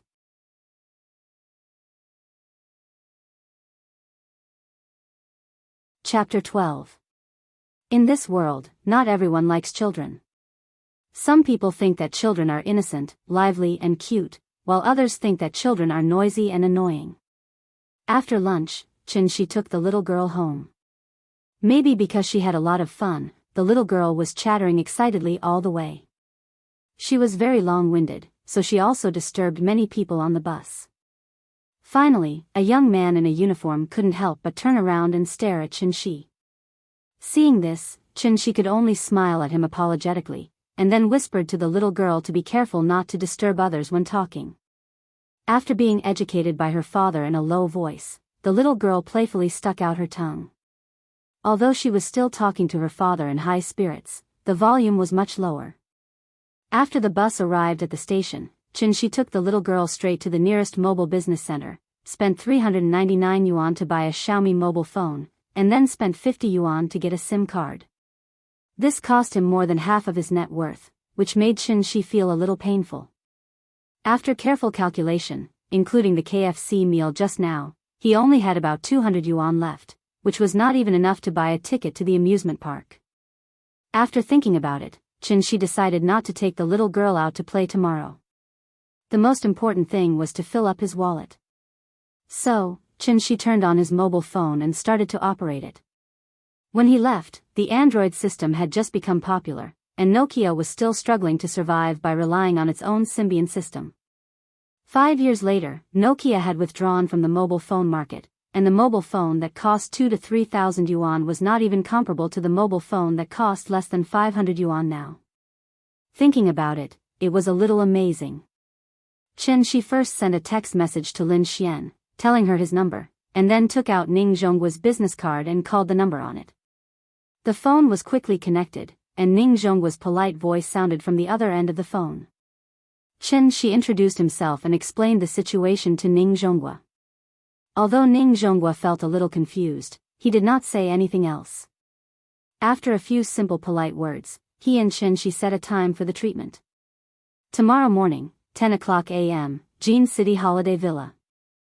Jinqingbiayuan was a well-known high-end residential area in Zhonghai City. Its main products were detached villas and large houses. Ning Zhonghua finished the call and returned to the dining table. Ning Qiutong, who had been pretending to eat but was actually eavesdropping on his call, immediately frowned and asked, "Dad, did that liar call you?" "How rude. You're full of swindlers and liars. What did he lie to you about?" Ning Zhonghua reprimanded his daughter. Although Ning Qiutong didn't talk back, her face was full of displeasure. That liar had actually fooled her father. Thinking of this matter, she felt a little brooding. "Oh, by the way, tell Master Wang later that there will be a distinguished guest at noon tomorrow. Remember to prepare a feast. Also, your second uncle is coming over tomorrow. You should take some time to come back and call Qing Shui back as well. That girl is nowhere to be seen all day. As her elder sister, you should talk to her properly." Wang Zhonghua returned to the dining table and told his daughter about the arrangements for the next day as he picked up some food for her. "Got it." After listening to Ning Zhonghua's words, Ning Qiutong nodded, but her eyes were rolling. Suddenly, a wonderful idea came to her mind. She had already thought of how to punish that big liar. The next morning, although the little fellow was a little unhappy that Papa didn't take her to the amusement park today, under Qin's earnest guidance, she finally acted like a little adult and expressed her understanding and support for Papa's sudden overtime work. "Goodbye, Papa. I'll wait for you at home." The little fellow waved her little hand vigorously. Her silly little appearance immediately amused Qin.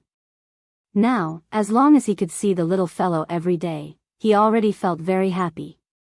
Out of the door, Qin went straight to the bus stop. More than an hour later, he arrived at the expensive Jinqingbiayuan.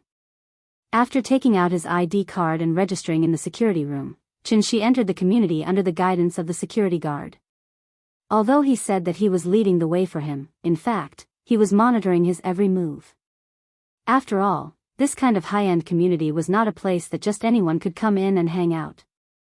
According to the address provided by Qin, the security guard took him to the front of a villa, and then stood silently by the side, indicating that Qin could go forward and knock on the door.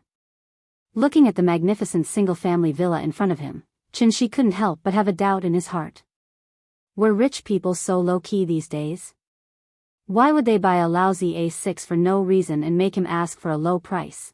Qin pressed the doorbell, and the person who answered the door was a middle-aged woman dressed as a nanny. Before Qin could speak, the woman had already asked with a smile, "Are you Mr. Qin?" Under the guidance of the woman, Qin smoothly walked into the villa. Then, he saw Ning Zhonghua in the living room, who was watching TV. "Brother Qin, you're here? Please sit down." Ning Zhonghua didn't get up. He sat on the sofa and casually pointed to the seat next to him, indicating that Qin could sit anywhere he wanted. Although his words were very polite, Qin was not a 3-year-old child. Naturally, he could clearly feel the arrogance emanating from Ning Zhonghua's bones.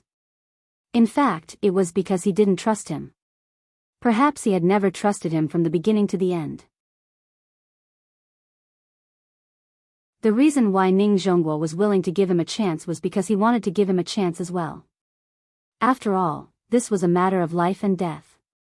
Therefore, even if there was only a 1 in a million chance, Ning Zhonghua was willing to give it a try. The two of them exchanged a few simple pleasantries, and Qin was ready to take Ning Zhonghua's pulse to see if his condition had worsened. However, at this moment, the sound of high heels suddenly came from outside the villa. Qin looked back and saw Ning Qiutong leading a group of people in a line. "Dad, let me introduce you. This is Professor Xie, the chief physician of the acupuncture teaching and research department in the School of Chinese Medicine. He is also a member of the Hua Xia Special Effect Medical Research Society and the executive director of the Zhonghai Chinese Medicine Association. Professor Xie, this is my father, Ning Zhonghua." Ning Chodong was followed by an old man in a Chinese tunic suit who looked about 60 or 70 years old. As soon as they entered the villa, she led the old man straight to Ning Zhonghua. Then, as the middleman, she smiled and introduced the two of them to each other. After listening to his daughter's introduction, Ning Zhonghua quickly stood up and shook the old man's hand. He said happily, "So it's Professor Xie." "Hello, hello." Chen Shi sat on the sofa and slightly raised his head to look at the arrogant woman in front of him. However, Ning Chodong acted as if he didn't exist.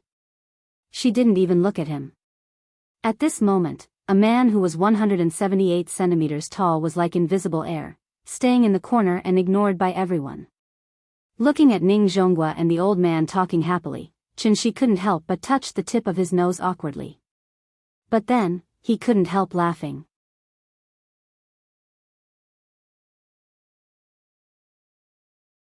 Chapter 13. Professor Xia was over 60 years old, so he was older than Ning Zhonghua by a generation.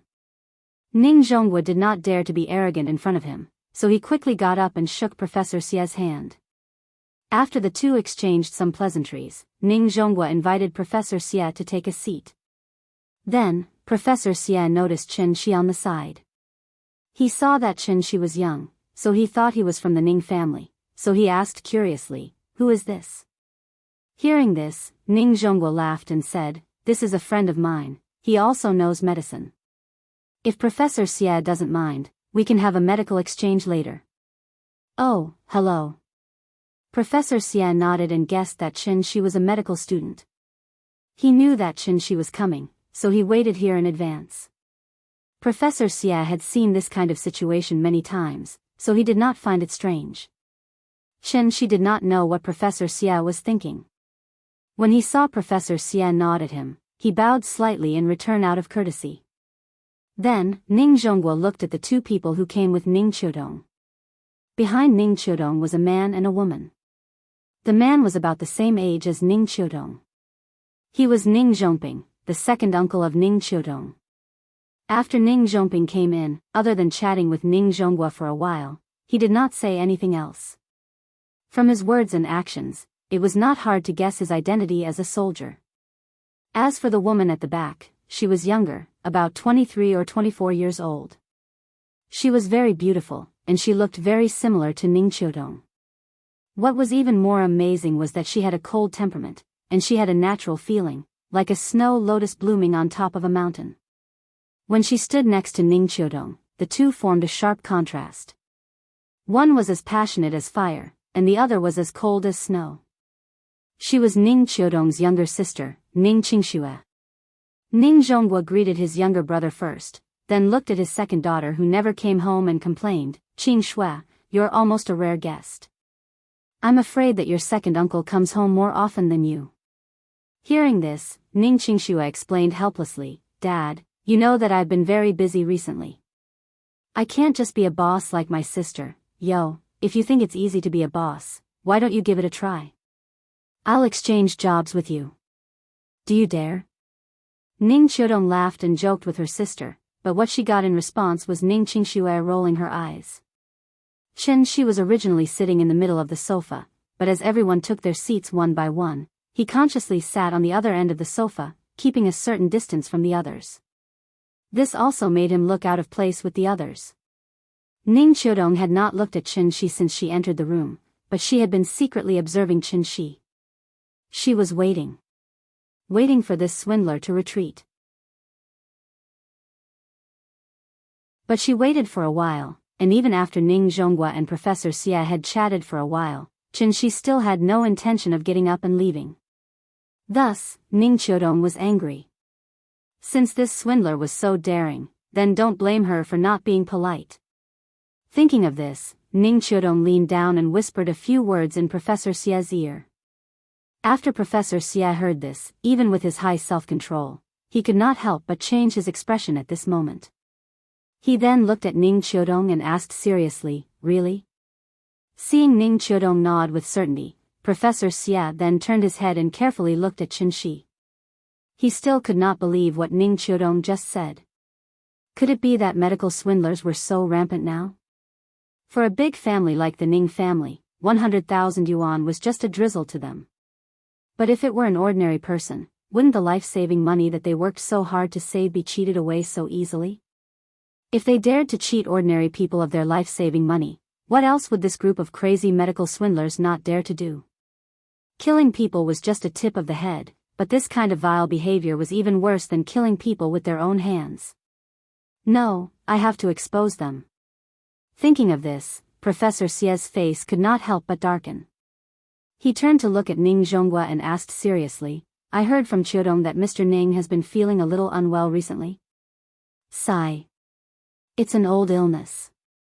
It's an illness that I left behind when I was young. I've always felt a little uncomfortable, but recently it's become a little more serious. Maybe it's because I'm old and my body can't take it anymore. Is it convenient for me to take your pulse? Sorry to trouble you, Ning Zhonghua nodded and said politely. Chen Shi's judgment was not wrong. Ning Zhonghua would not live past 50 years old because he had suffered a very serious internal injury 5 years ago. After the injury, Ning Zhonghua had gone to many hospitals for checkups. He had seen both Chinese and Western medicine, and had taken countless chest CT scans. However, none of the hospitals could cure his internal injury. What was even more outrageous was that many hospitals could not even check if he was injured or not. This made Ning Zhonghua gradually feel disheartened, and he knew that he did not have long to live. Internal injuries were not diseases. Diseases could be cured, but injuries could only be nursed. As his physical condition deteriorated day by day, Ning Zhonghua could not even walk at the most serious time. Later on, Ning Zhonghua was introduced to a legendary reclusive expert, and from that expert, he asked for a magical medicine that was said to be able to defy the heavens and change one's fate. Ning Zhonghua did not believe in such mysterious legends at first, and only thought that the other party was a swindler. However, after taking the medicine, Ning Zhonghua suddenly realized that the medicine was really effective. Ning Zhonghua was ecstatic, thinking that he was finally saved. However, at this time, the reclusive expert regretfully told him that there was no medicine in this world that could save the dead. As for him, he was already half a dead man. Although the magical medicine could allow him to stand up and move like a normal person again, it could not cure his internal injury. In despair, Ning Zhonghua returned to Zhonghai and began to arrange his funeral. Ning Chiodong also took over his position at that time. He did not know how long he could live. Because he did not want his daughter to worry about him for no reason, Ning Zhonghua had not told her the truth. The reason he chose to believe Chen Shi that day was mainly because Chen Shi was right. He would not live past 50 years old. After all, without that magical medicine, he would have died at the age of 49 with regret. How could he have persisted to this day? At the same time, Ning Zhonghua did not believe Chen Shi. The reason was very simple. Because the reclusive expert had said that his injury could not be cured by anyone in this world. In addition, Chen Shi was just a young man who had no credibility, so Ning Zhonghua's rationality told him not to trust a villain. But in the end, his life was his own. Even if there was only a 1 in a million chance, who would not want to live? Today, when he saw Ning Chiodong and Professor Xie visit him, Ning Zhonghua was only slightly surprised. However, he quickly calmed down. Even though Professor Xie was a well-known medical professor in China, in his mind, he was still not as good as the reclusive expert who gave him the magical medicine. His daughter kindly invited the old professor to treat him. Naturally, he could not refuse his daughter and Professor Xie. However, this made the young man a little embarrassed. Thinking of this, Ning Zhonghua could not help but look at Chen Shi. What he did not expect was that the young man who was targeted by his daughter could still be calm in this situation. He sat steadily on the sofa as if everything around him had nothing to do with him. In terms of self-control, it was enough to make Ning Zhonghua look at him in a higher light. The hall was a little quiet. Everyone quietly waited for Professor Xie's diagnosis results. However, everyone waited for a while before Professor Xie finally withdrew his hand. He then frowned and said to himself, if the pulse is strong, the liver disease. Frivolous, the heart disease. Sharp sprinting, the lung disease. Chain beads, the kidney disease. Heavy and slow, the spleen disease.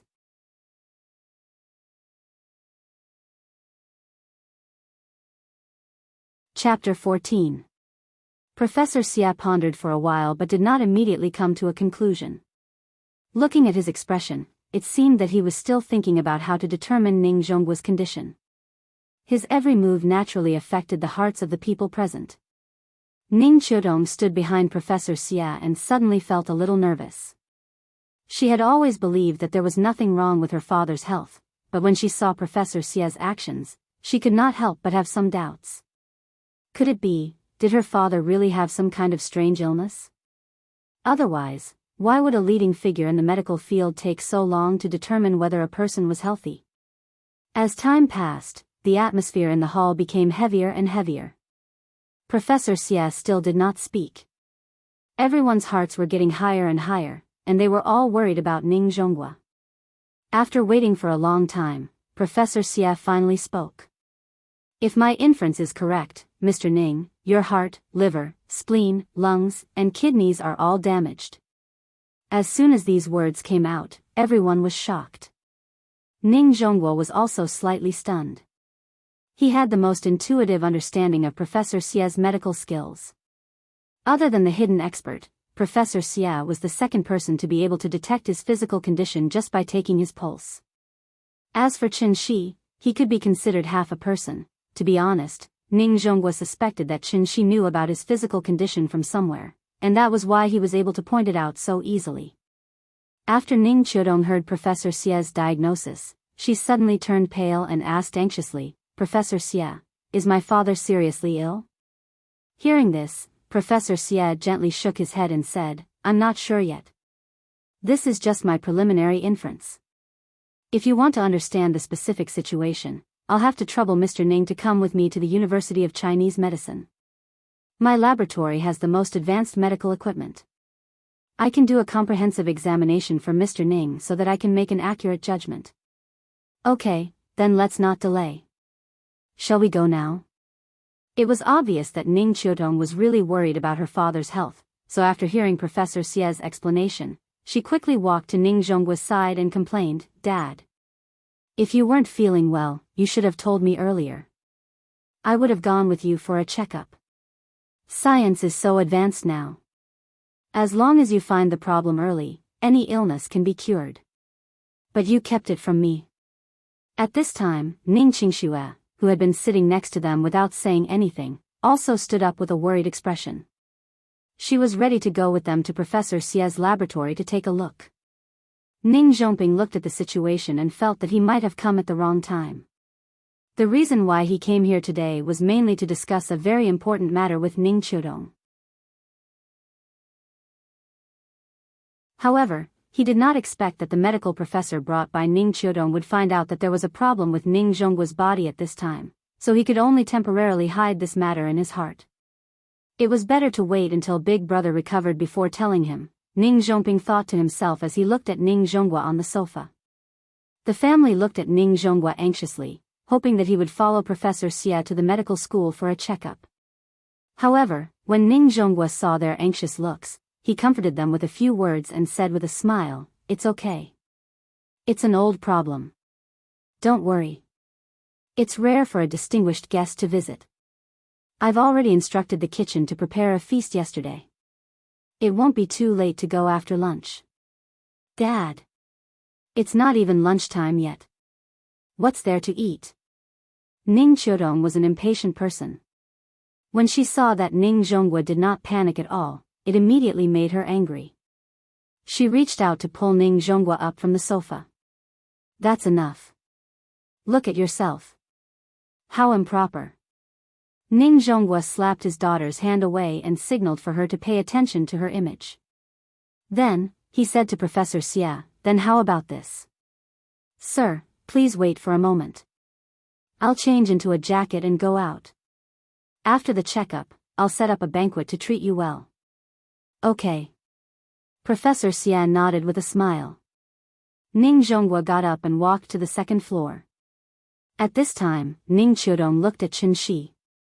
Seeing that Qin Shi was still sitting there calmly, she could not help but feel a little angry. Therefore, she directly yelled at Chen Shi, "How long are you going to sit here, you liar? Do you want me to personally send you out?" Ning Qiudong crossed her arms in front of her chest and slightly straightened her chin. She looked like a proud queen who was examining a criminal in front of her. The reason why she invited Professor Xia over today was mainly to expose this liar's lies. However, she never expected that after Professor Xia's checkup, she would find out that Ning Zhongguo was really sick. It was all because of this jinx. However, it was all thanks to this liar. Otherwise, she would not have found out about her father's illness. Once a person was old and sick, it could not be delayed for too long. She would just take it that he was lucky. Therefore, after much consideration, Ning Qiudong decided not to pursue the matter. However, at this time, Chen Shi suddenly chuckled. He seemed to be disdainful of her words. Seeing this, Ning Qiudong could not help but be furious. She shouted, "Why aren't you getting out of here? Do you really think that I can't do anything to a liar like you? Believe it or not, I can send you to prison with one phone call and let you out after 8 to 10 years. The smile on Chen Shi's face disappeared.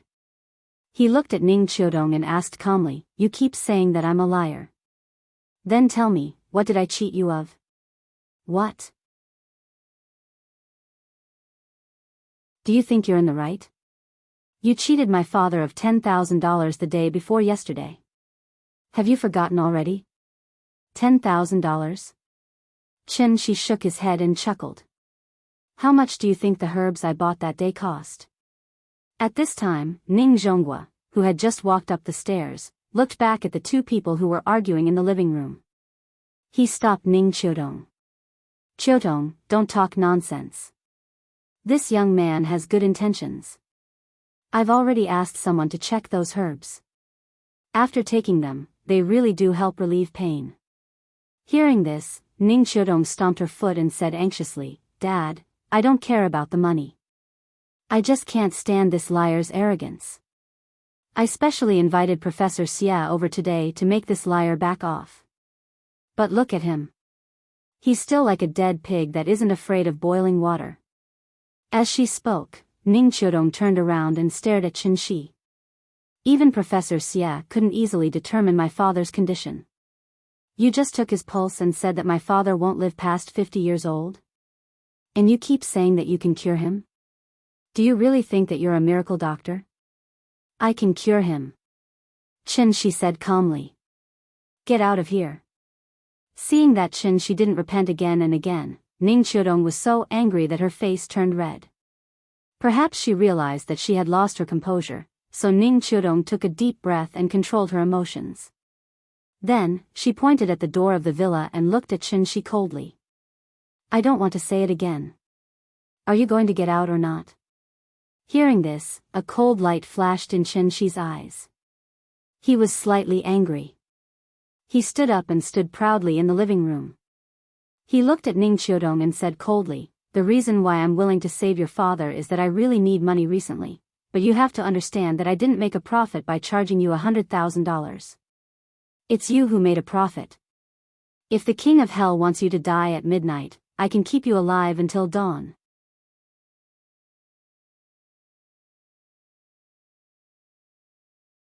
Chapter 15. I've earned? Ning Qiudong was stunned for a moment, then she couldn't help but laugh. She mocked, "May I ask what I've earned?" However, Chen Shi didn't reply. He glanced coldly at Ning Qiudong, then looked at Ning Zhongguo at the staircase. He said coldly, "I've refined the medicinal herbs that you bought with 10,000 yuan into pills. The medicine is here. We're even now. If you continue to spout nonsense, don't blame me for being rude." After saying that, Chen Shi took out a small bottle from his bag and placed it on the table. Then, he walked out of the door. Ning Qiudong looked at Chen Shi's back. Her lips moved as if she wanted to say something, but in the end, she didn't say anything. Ning Zhongguo silently looked at Ning Qiudong and Chen Shi arguing. After Chen Shi left, he didn't say anything to stop them. He just sighed softly and went up the stairs again. One was his daughter, the other was just an outsider. Since the two of them were already like fire and water, he naturally couldn't continue to help an outsider. Forget it. What his daughter said should be right. That young man was probably trying to cheat money. Perhaps it was because he felt lucky that he couldn't find out that young man's problem. After Chen Shi left, the living room fell into a strange silence. Ning Qiudong angrily walked to the table and wanted to throw the bottle of so-called medicine away. But when she picked up the bottle of medicine, she stopped for some reason. Then, she opened the bottle cap, wanting to smell the pill inside. The moment she opened the lid, a faint smell mixed with the fragrance of medicinal herbs rushed into her nose. She took a light sniff and felt that this fragrance had an indescribable taste. The fragrance was very unique. It smelled fresh and pleasant. In the faint fragrance, there seemed to be a faint bitter smell from the medicinal herbs, intertwining with the fragrance. After inhaling this fragrance into her lungs, she suddenly felt much more awake. This medicine, Ning Qiudong frowned slightly. After thinking for a while, she closed the bottle cap and put the small bottle in her bag. Chen Shi was a little depressed as she returned home. Naturally, he would not be in a good mood after being rolled his eyes at for no reason. There were more than 9,000 herbs, but after careful calculation, the labor cost for this trip was only about 800 yuan. I can earn 800 renminbi in one night. If that's the case, I'm one of the high-income people in Zhonghai. Chen Shi laughed at himself and knocked on the door. The Peiyuan pill could effectively alleviate Ning Zhongguo's condition, but it could only treat the symptoms and not the root cause. There was only one way to truly cure him. With the help of the Peiyuan pill, Chen Shi would use the Immortal's Dharma access to massage Ning Zhongguo's qi to fully exert the medicinal effect, eliminating the old illness in Ning Zhongguo's body from the root. However, in the current situation, even if Ning Zhongguo took out 1 million or 10 million, Chen Shi wouldn't treat him anymore. Did they really think that a single copper coin could stump a hero? Thinking of this, Chen Shi couldn't help but sneer. Let's wait and see, Papa. Papa is back. Now as long as Chen Shi went out of the door, the little girl would always pay attention to the situation outside the door. Therefore, even if Chen Shi only knocked on the door very gently, she could accurately hear the sound coming from the door in the noisy animation music. The little girl excitedly jumped off the sofa and ran barefoot to the door. Chen Shi looked at the little head that poked out from the crack of the door, and the dark clouds that hovered in his heart suddenly dissipated a lot. He opened the door, leaned over and picked up his daughter. Then he scratched the tip of her little nose and asked with a smile, "Nian Nian, do you miss Papa?" "Yes." The little girl smiled sweetly. "Good girl, Papa is going home, let's go."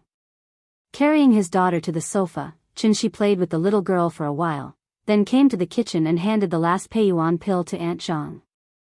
"Aunt Zhang, this is the latest Chinese medicine pill developed by our company, made entirely of Chinese medicine, without any chemicals. It is said that it can effectively prevent diseases, enhance the human body's immunity, and help the elderly. I specially brought one back for you, take it quickly." "Is it really so good?" Aunt Zhang took the small bottle with a smile, opened the bottle cap and smelled it, then asked with a smile, "I have never seen this kind of Chinese medicine supplement before. Do you want to eat it directly or drink it with water?"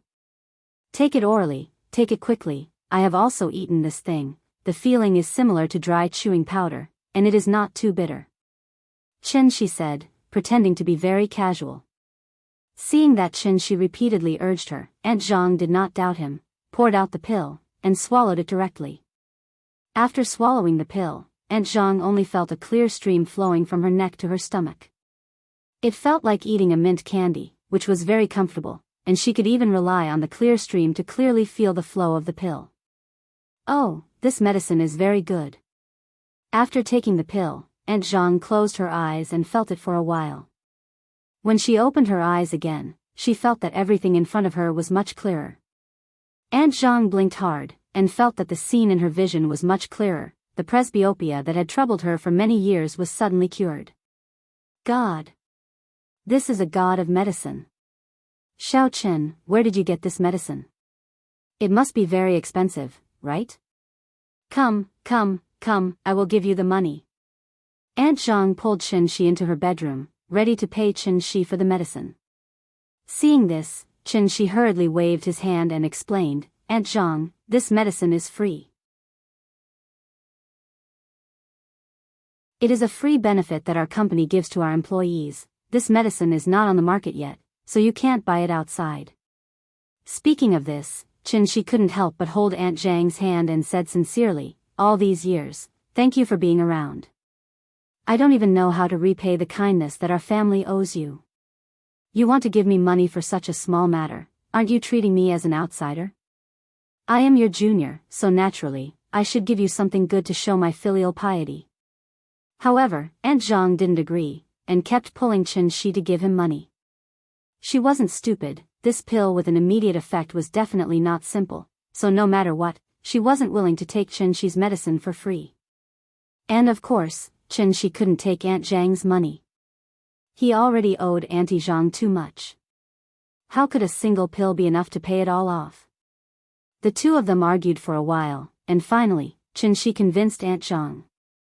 Aunt Zhang didn't mention the money anymore, so she kept praising Chen Shi for being sensible and finally taking responsibility like a man. Hearing this, Chen Shi gave Auntie Zhang a hand and started chatting with her with a smile. Traditional Chinese Medicine University.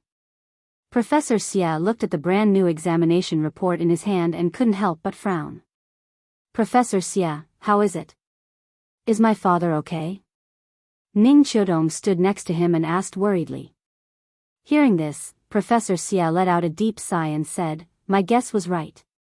Mr. Ning's 5 internal organs are all damaged." Ning Qiudong was shocked, and her face couldn't help but turn pale. Professor Xia looked at her expression and couldn't help but shake his head. However, Ning Qiudong took a deep breath and continued to ask, "What else?"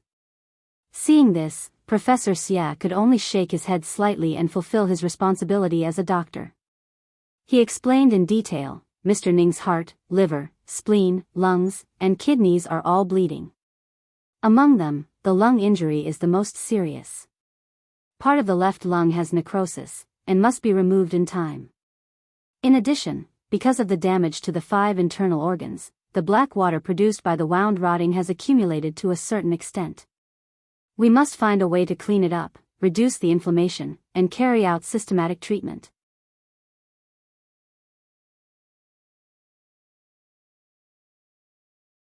Chapter 16. After listening to Professor Xia's explanation, Ning Qiudong froze on the spot.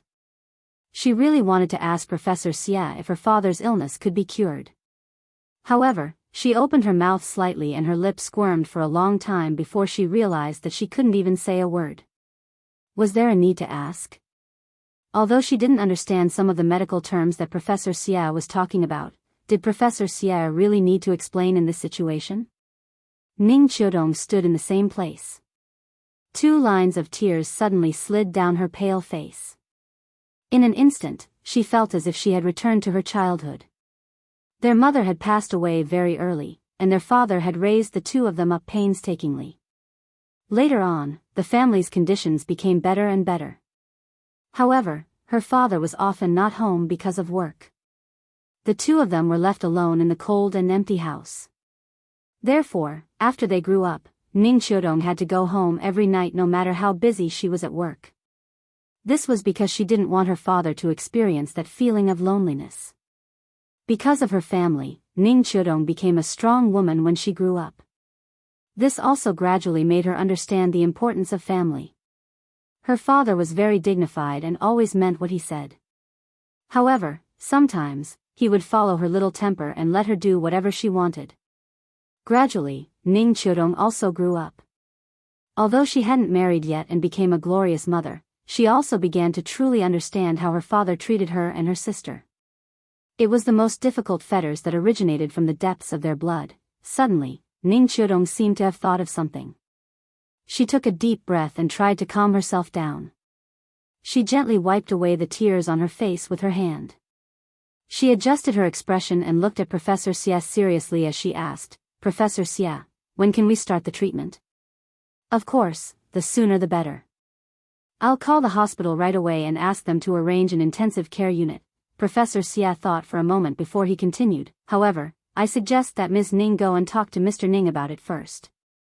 Because his current situation isn't something that can be achieved in a day or two, I suspect that Mr. Ning might have known about his illness a long time ago. He was just afraid that you would be worried, so he didn't tell you. I understand. Thank you, Professor Xie. Ning Qiudong nodded silently, then turned to look outside the door. She guessed that her father was still there comforting Qing Xuan not to worry. Suddenly, he flipped the ink on the table and smeared the poetry book like an old crow. His father was pitiful and his mother was reluctant to slap him, but his foolish smile made people sigh. Geese, geese, geese, singing to the sky. White feathers float on the green water, red palms pluck the clear waves. Chen Shi sat on the sofa with the little fellow in his arms and taught her to recite Tang poems word by word. Nian was already 4 years old. Naturally, it was time for her to start learning how to read. She was also very smart. It only took her less than a morning to completely recite the Song of the Goose. When the little fellow once again completely recited the entire poem, she excitedly rushed into Chen Shi's arms and asked with a laugh, "Papa, am I awesome?" "Amazing, Nian is so smart." Chen Shi kissed his daughter and then said with a smile, "Come on, Papa will teach you a poem. Recite it with me." 2 orioles singing in the green willows. 2 orioles singing in the green willows. The little fellow opened her small mouth, clapped her small hands, and recited it word by word with Chen Shi. A group of egrets flying to the blue sky. The window contains the autumn snow of the West Ridge. The door moors the ship of the East Wu Kingdom. Chen Shi patiently taught his daughter to recite the poem. At this time, a strange ringtone suddenly rang. Chen Shi was stunned for a moment. He thought it was Aunt Zhang's phone ringing. When he was about to ask Aunt Zhang to answer the phone, he suddenly realized that it was his cell phone that was ringing. Chen Shi quickly put the little fellow aside and reached for the phone on the table. "Hello, is this Chen Shi?" Lin Xian's voice sounded at the other end of the phone. Perhaps it was because she heard the little fellow reciting the poem. Lin Xian immediately smiled. Without waiting for Chen Shi to reply, she said directly, "The day after tomorrow, Sunday. I have made an appointment with everyone. You must come." "Well, okay, sorry to trouble you. Remember to bring Nian too. Let them see how cute the daughter of Yu and Ying is. They will be so jealous." Hearing this, Chen Shi thought for a moment and laughed involuntarily. "Okay, I will bring Nian too." After that, the two chatted for a while and then hung up the phone. Chen Shi put down the phone and looked down. He saw the little fellow secretly sticking to him and eavesdropping with her little ears. Chen Shi smiled and held his daughter in his arms. He scratched her nose with his hand and deliberately asked with a straight face, "When did you learn to eavesdrop on Papa's phone call?" The little fellow did not take it seriously at all. Instead, she giggled and said, "Papa, where are you taking me?" "I am taking you to see the sister from the day before yesterday, okay?" Hearing this, the little fellow immediately pouted and said with dissatisfaction, "No, sister wants to hit Papa. She is a bad person. Sister is joking with Papa. In fact, she is a good person. She likes Nian very much." "Really?" "Of course it is true. Would Papa lie to you?" "Okay, then I can play with her." The little fellow pretended to be reserved and said. Looking at his daughter's proud appearance, Chen Shi suddenly laughed. Zhonghai Medical College Affiliated Hospital, ICU. Ning Zhonghua changed into a hospital gown and sat on the edge of the bed. He looked at the expressionless Ning Qiudong helplessly. To be honest, he had long thought that he would have such a day. However, he did not expect this day to come so suddenly. "Qiudong, why don't we go home? You see, Papa usually has no major problems. He can eat and exercise. There is no need to make such a big fuss, right?" Looking at his daughter's cold expression, Ning Zhonggua's tone was no longer as harsh as usual. His tone was like that of a child who had made a mistake and was anxiously waiting for her parents to scold her. No, we will go home after you finish the surgery. She looked at her father, who was sitting on the hospital bed with a crooked back, shaking his head and smiling bitterly. Ning Qiudong's expression was still cold, but her heart seemed to be dripping blood. When had Papa ever shown such an attitude in front of her? The more Ning Zhonghua acted like this, the more Ning Qiudong understood his current thoughts. Papa had always known about his physical condition, but he had been hiding it from her. Since she already knew, Papa naturally did not need to hide it anymore. Looking at her father, who had aged a few years in an instant, and then looking at his weakness and helplessness that was exposed for the first time because he could no longer continue to hide it, Ning Qiudong's heart was broken. The ward suddenly became quiet. The father and daughter looked at each other for a while. Finally, Ning Zhonghua was defeated. He shook his head, as if he was talking to himself, and said, "Okay then, I will sleep first. Call me when Professor Xia is ready." "Okay." Ning Qiudong nodded expressionlessly, then turned around and walked out of the room. However, the moment she turned around,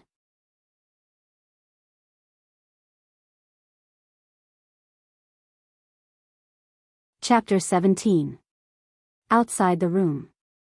As soon as Ning Qiudong walked out of the door, Ning Qingxue immediately stood up from the chair next to her and asked anxiously, "Is Dad okay?" As she spoke, she wanted to go in and check, but Ning Qiudong suddenly reached out and stopped her. "It's okay, let him rest." Ning Qiudong forced a smile. Ning Qingxue was stunned. Looking at her sister's slightly red eyes, she couldn't help but feel sad. The two sisters looked at each other, and there was a sense of sadness in their hearts. Ahem. Ning Zhongping coughed softly and comforted them. "Don't worry, Professor Xia's medical skills are superb, he will definitely cure your brother." Ning Qiudong nodded, thought for a moment, then looked at Ning Zhongping and asked, "Second uncle, do you know when my dad got injured? How did he get injured?" Ning Zhongping shook his head, indicating that he didn't know. "That's weird. Professor Xia said that my dad didn't get sick naturally. It was most likely caused by an external force, but he couldn't say for the time being what caused it. Anyway, my dad's condition is very strange." Hearing that, Ning Zhongping suddenly seemed to have thought of something, and his face couldn't help but change. Ning Qiudong was only thinking about Professor Xia's words, so she didn't notice the strange expression that flashed across his face. The surgery began very quickly. Ning Qiudong, who had always been very strong, finally broke down the moment she saw her dad being pushed into the surgery room. She leaned against the wall and slid to the ground weakly. She covered her face with her hands and cried out loud. She wasn't ready yet. Nothing could happen to her dad. Perhaps it was because Ning Qiudong's emotions, Ning Qiudong, who was always cold and didn't seem to have any emotional fluctuations, was now crying and squatting down with Ning Qiudong in her arms. Ning Zhongping sat on the chair silently, watching the two sisters crying on the ground. He wasn't good with words, and now he didn't know how to comfort them.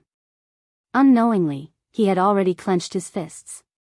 The white knuckles and bulging blood vessels were all a reflection of his heart. He had already roughly guessed when his elder brother was injured.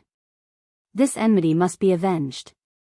After a long time, the lights in the operating theater finally went off. When she saw Professor Xia walk out of the operating room, Ning Qiudong's heart tightened.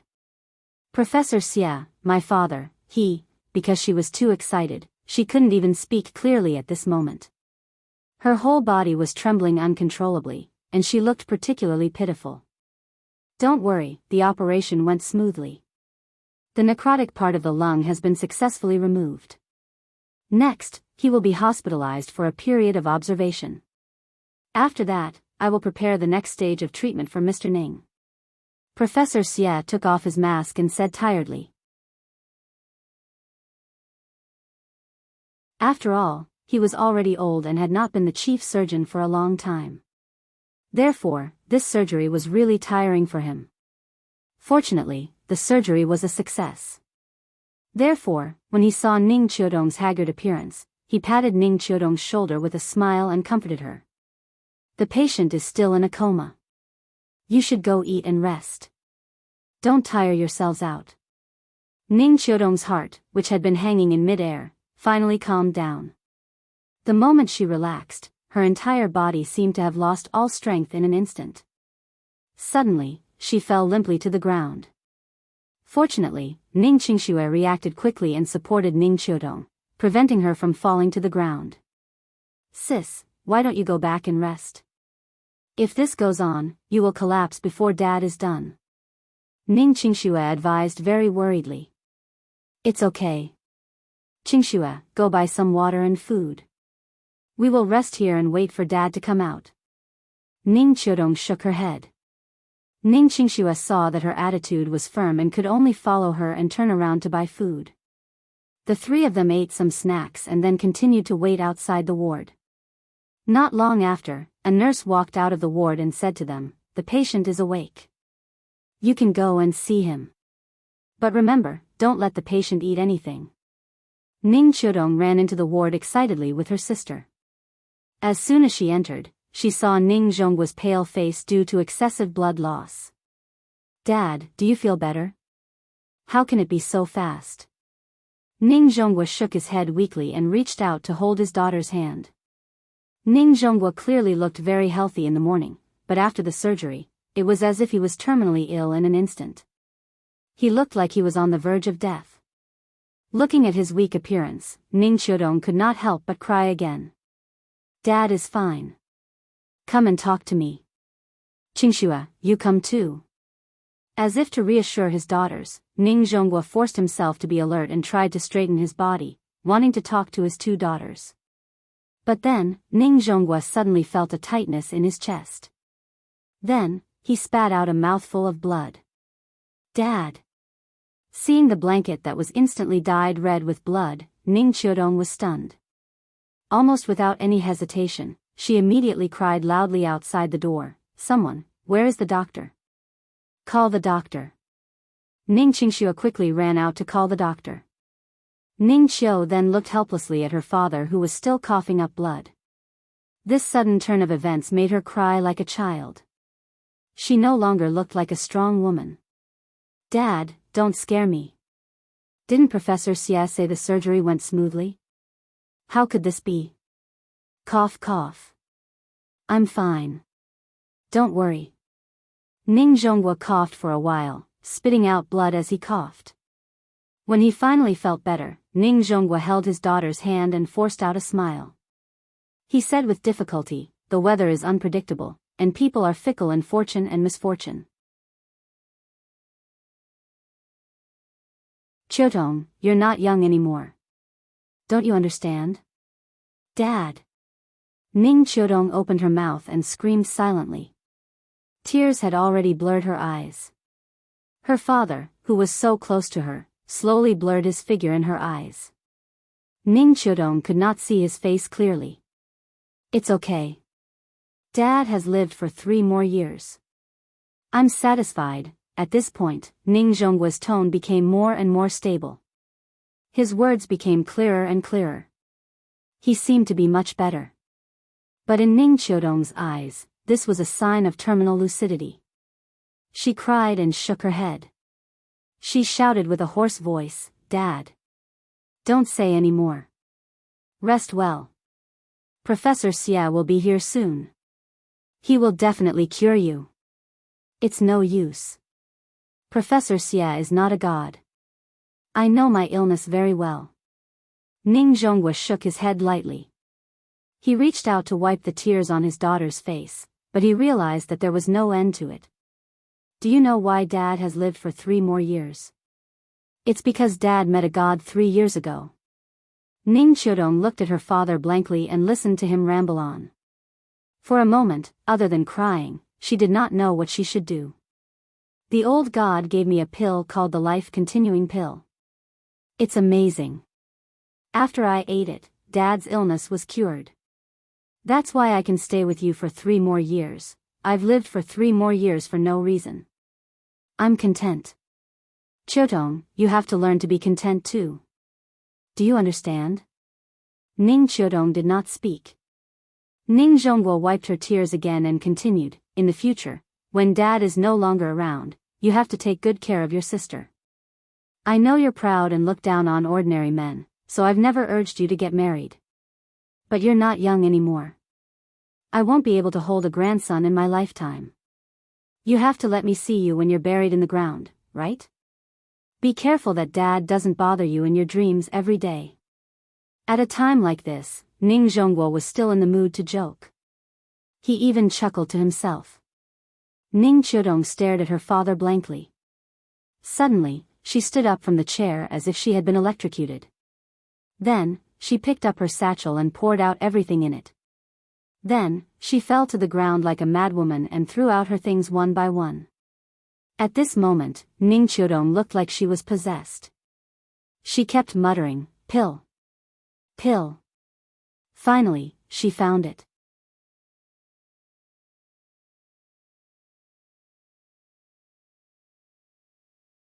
Chapter 18. Ning Qiudong trembled as she picked up the small bottle.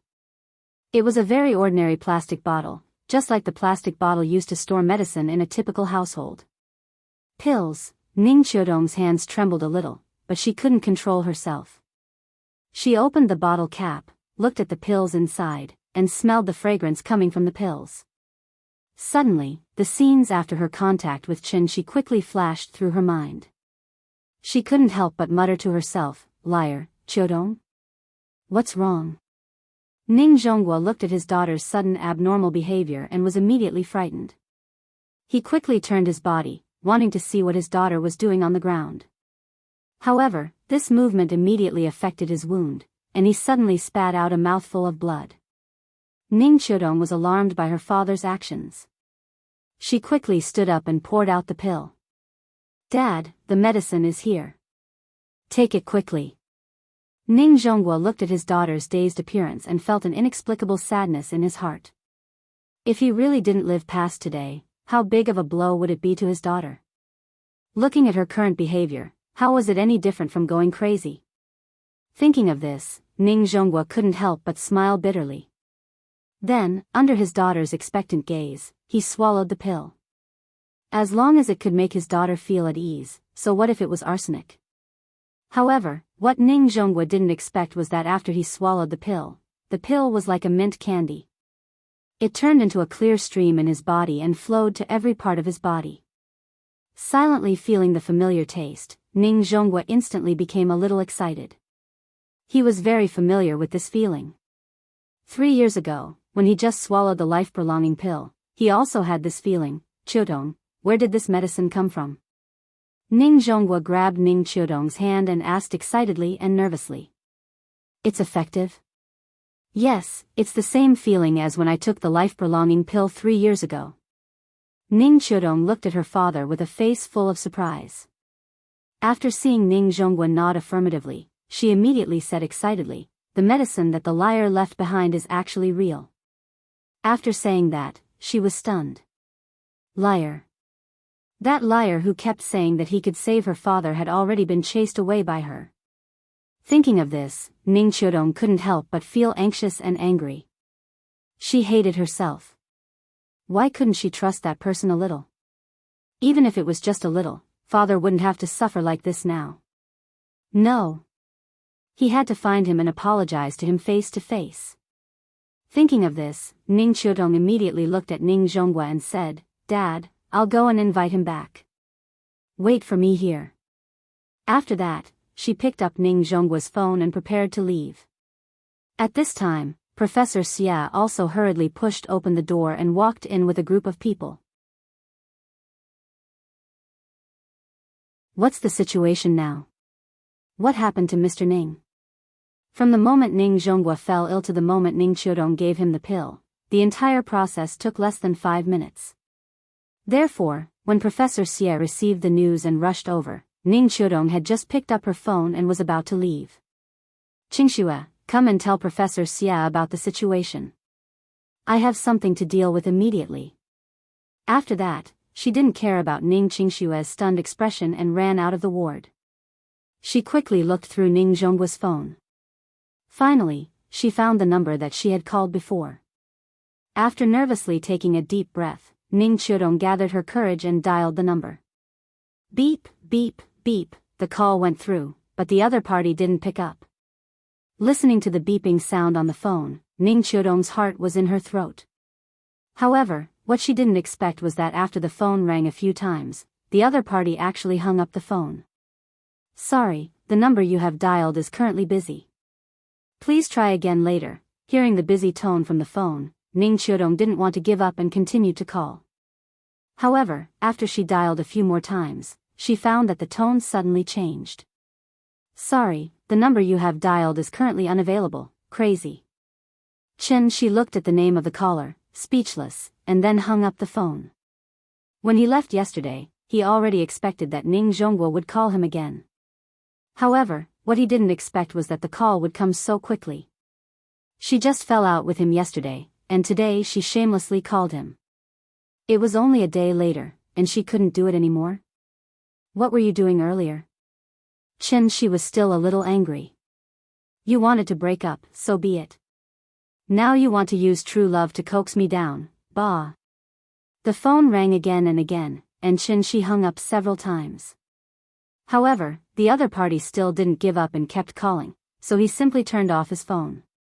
He only had 2 contacts anyway, and Lin Xian probably wouldn't call him now, so he turned off his phone for peace and quiet. She casually threw the phone aside, put on a smile, and put his daughter on his lap. She stroked her little face and asked with a smile, Nian, Daddy will teach you to memorize the 3-character classic now, okay? Okay. The little girl said sweetly. Nian is so good. She happily taught his daughter to memorize the 3-character classic. Aunt Zhang was watching TV while listening to the father and daughter reading, and her face was full of gratification. Since she came back, she really relaxed a lot. And this family finally looked a little like home. The father and daughter recited for a long time. During the intermission, the little girl seemed to suddenly think of something, so she looked at Shi and asked in a childish voice, Papa, other children have to go to kindergarten, why don't I go?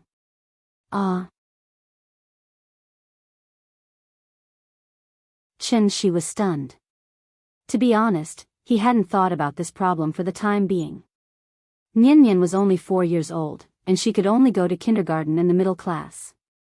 She originally planned to wait until she was 5 years old before sending her to kindergarten in the upper class, so that it would be easier for her to adapt to the school atmosphere when she went to primary school. The 9-year compulsory education didn't include kindergarten. Most parents now sent their children to kindergarten when they were 2 or 3 years old because they didn't have time to take care of their children. But she wasn't in this situation. He was an unemployed vagrant, and he hadn't been with the little girl at all in the past few years. Now, of course, he wanted to accompany the little girl all day. After all, if conditions permitted, it was best to take care of his own children. Thinking of this, she couldn't help but lower his head, looked at the little girl and asked, Nian, do you want to go to kindergarten? Yes. Xiaoyu and the others said that kindergarten is fun. Then will you be afraid when you go there? No. With Xiaoyu with me, I won't be afraid. Hearing this, she couldn't help but touch his chin with some doubts. Why other children were afraid of going to kindergarten, but his own family wanted to go to kindergarten? There was something fishy, however, since the little girl said that she wanted to go to kindergarten. As a father, he naturally couldn't refuse. So, she touched the little girl's head and said with a smile, well, Papa will send you to kindergarten in a few days, okay? Okay. Papa is the best. After that, the little girl kissed Shi, which immediately made Shi laugh. However, as he smiled, his smile turned into a bitter smile. Kindergarten tuition was not cheap now.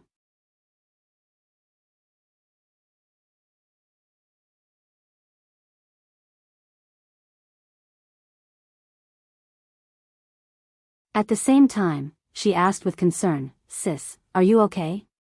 I'm fine, don't worry. Ning Qiudong smiled and took the things her sister handed over. Then, she looked at her and said, I'm going out later. You can take care of Dad, is that okay? No problem, I've already asked for leave from my boss.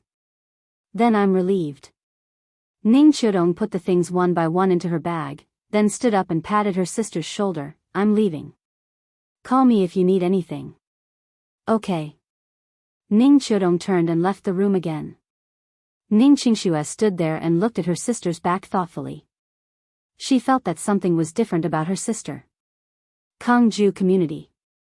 Chen Shi carried Nian to the door. Then, as if he suddenly remembered something, he turned around and shouted into the house, "Auntie Zhang, we're going out. We'll have dinner outside. Don't leave any food for us." "Okay, go. Come back early." After hearing Auntie Zhang's response, Chen Shi carried Nian out of the house. Lin Xian set the location of the party at the famous Sally restaurant in Zhonghai City. Sally restaurant was one of the few one-star Michelin restaurants in Zhonghai. It was located on the top floor of the Xingchen Hotel. The per capita consumption was not low. After Chen Shi received the address text, his first reaction was to call Lin Xian. He told her frankly that he was short of money recently and couldn't treat them to such a luxurious restaurant party. However, Lin Xian was determined not to change the location. She said that she would treat and Chen Shi could eat as much as he wanted. Chen Shi argued with her for a long time. In the end, he couldn't persuade her and could only reluctantly agree. This made Chen Shi feel a little emotional. He had only been back for a few days, but he owed more and more favors. He would have to pay her back in the future. The little girl now seemed to be used to going out alone with Chen Shi and no longer clamored for grandma to go with her. Chen Shi walked with her for more than an hour and changed 2 buses before they finally arrived at the destination of the trip. "Papa, it's so beautiful here." The little girl was born and raised in Zhonghai, but she had never been to the most prosperous core area of Zhonghai. So after getting off the bus, she immediately became excited, pointing to the surrounding buildings and exclaiming, "Let's go, Papa will take you to see Dianjiang." Dianjiang was a landmark river in Zhonghai. It flowed through the downtown area of Zhonghai and was the last tributary of the Yangtze River before it merged into the East China Sea. The so-called Dianjiang was actually looking at the modern buildings on both sides of Dianjiang. Xingchen Hotel was on the edge of Dianjiang. Chen Shi carried Nian and walked all the way to the hotel along the riverbank. It was not yet 5:00 in the afternoon. The warm sun was shining on their heads and the salty sea breeze was blowing. The little girl immediately shouted excitedly toward the river. "Papa, look, a boat." The little girl pointed to a yacht and cried out excitedly. In her concept, running on the road was a car, floating on the water was a boat, and flying in the air was an airplane. As for yachts and cruise ships, cars and buses, in the eyes of the little girl, of course, they could only be distinguished by size. "Nian, do you like the sea?" "I like it. I haven't been to the sea yet. When will Papa take me to play in the sea?" The little girl asked with a pout. "When you grow up, Papa will take you to play in the sea." "No, I want to play in the sea." The little girl did not want to do it. She sat on Chen Shi's arm and shook her feet vigorously, shouting that she wanted to play in the sea. "Today we are going to find our sister. Papa will take you to the beach to play another day, okay?" Chen Shi felt that his mouth was also cheap. He asked her if she liked the sea. This behavior was simply courting death. The father and daughter strolled along the river bank to the hotel. At this time, Chen Shi's phone just happened to ring. "Hello, Chen Shi, have you arrived?" "Just arrived, at the entrance of the hotel." "Where are you?" "Hey, don't move, I see you." "Here." Chen Shi held the phone and looked around. Lin Xian was standing at the entrance of the hotel, constantly waving at him. Lin Xian was wearing a white dress today, with light nude makeup. Her hair was tied up high on the top of her head, looking particularly dignified and elegant. "Let's go, we'll go up first. Lulu and the others will still be a while before they arrive." Chen Shi carried the little girl to Lin Xian. Lin Xian said while reaching out to touch the little girl's face. But at this time, the little girl suddenly turned her little head, as if she was unwilling. Seeing this, Lin Xian could only helplessly ask, "Baby, are you still angry with your sister?" The little girl didn't answer. It seemed like she was holding a grudge. So Lin Xian pretended to be very sad and pretended to sob, sob sob sob, I'm so sad, baby is ignoring me. This trick was effective. The little girl immediately turned her head, looked at Lin Xian, and said very generously, don't cry, I forgive you. Hearing this, Lin Xian immediately beamed with joy and hurriedly asked, then can big sister hug you? The little girl seriously considered it, then reluctantly nodded.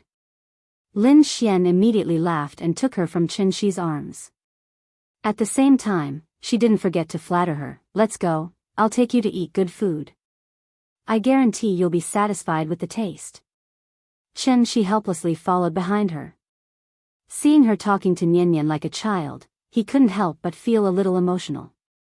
After so many years, she still hadn't changed. Asterisk asterisk asterisk asterisk asterisk asterisk asterisk asterisk asterisk asterisk. Thank you to Li Shu Zhen, Blood CV Sticks for the tips.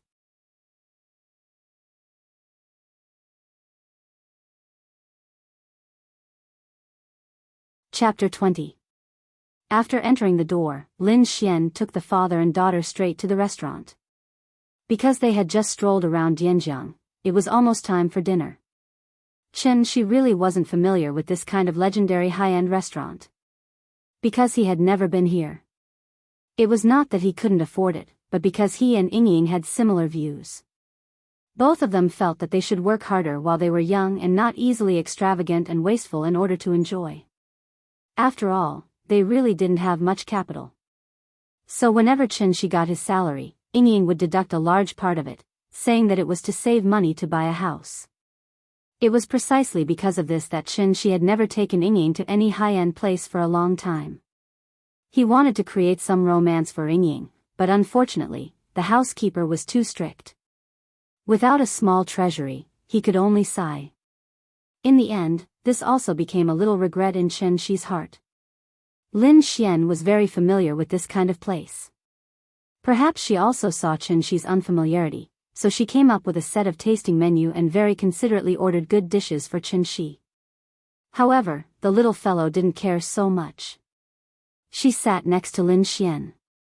When she saw Lin Xian holding the menu and ordering, she also stretched out her small hand and kept pointing on the menu. This, I want this, and this. People who didn't know would think that she really knew French food, but in fact, the little fellow didn't even know a few Chinese characters. This menu didn't have pictures, so she was just playing around.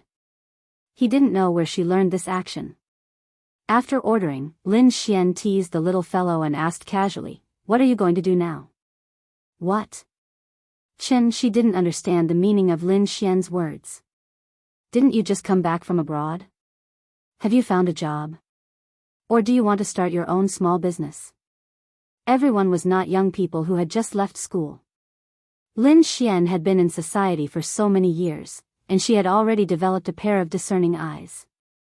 With a casual glance, she could naturally see Qin Shi's current value. Looking at the little fellow again, although the little fellow was very beautiful and cute, her clothes were not valuable. It was very much like the street stalls in the urban-rural fringe. Qin Shi was not a worldly person, so even if he dressed casually, Lin Xian didn't find it strange. But as the saying goes, a son should be raised poor, a daughter should be raised rich. If there were conditions, a father would obviously not treat his daughter badly, so there was only one conclusion.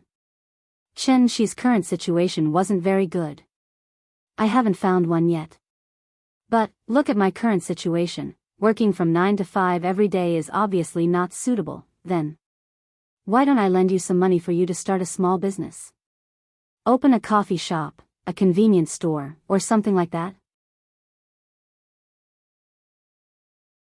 Not for now, let's talk about it later. If I haven't found a suitable thing to do by then, I'll really have to trouble you. Hey, don't be so polite about such a small matter. Lin Xian waved her hand very generously, and then changed the topic to the little fellow without leaving a trace. As a smart person, she stopped talking when it came to the point. Although she didn't know what Qin Shi had experienced in the past few years, Lin Xian still believed that an outstanding man could stand up very quickly even if he fell countless times. The two of them waited for a while, and suddenly, a waiter led a group of people to their table. Xian, long time no see, I missed you so much. The person who spoke was a gorgeously dressed woman wearing branded clothes. After this woman saw Lin Xian, she immediately walked up excitedly and hugged Lin Xian from behind. She was Ying and Lin Xian's roommate in university, Wang Lu. Although Wang Lu was somewhat materialistic, she was still quite a good person, so Lin Xian had never stopped contacting her. The tall beauty with a pair of particularly eye-catching long legs and a short skirt next to her was their last roommate, Fang Lei. Fang Lei's family was outstanding, and she grew up in an environment where the stars revolved around the moon. So when she first entered university, a small matter would cause her to lose her temper. Later, perhaps due to Ying's subtle influence, she gradually began to lower her status and became somewhat down-to-earth. "Oh, handsome Chen, long time no see, you're becoming more and more manly." Wang Lu deliberately pretended to be infatuated, trotted to Chen Shi's side, and then said exaggeratedly. Chen Shi smiled bitterly and leaned back, trying very hard to put some distance between them. Sure enough, men are like wine, they only have taste when they get older, tsk. Wang Lu said in an exaggerated tone, as if she didn't care about her image at all. Enough, Lulu, don't tease him. Don't you see there are children here? Lin Xian pulled Wang Lu's arm coquettishly, which finally helped Chen Shi out of his predicament. When they were in university, Wang Lu often teased Chen Shi in front of Ying. A few years later, she didn't expect Chen Shi to still be so serious, so Wang Lu couldn't help but tease him. Hey, is this Ying's child? So cute. Come, let me pinch you. Don't make trouble. It's rare to come to a Michelin restaurant, and you're almost making me lose my cool. It's really shameful. Lin Xian gently patted Wang Lu's hand and said with a look of disgust. After that, Lin Xian pulled Fang Lei, who was still standing aside, and said, Lei, sit down. Don't pay attention to this crazy woman.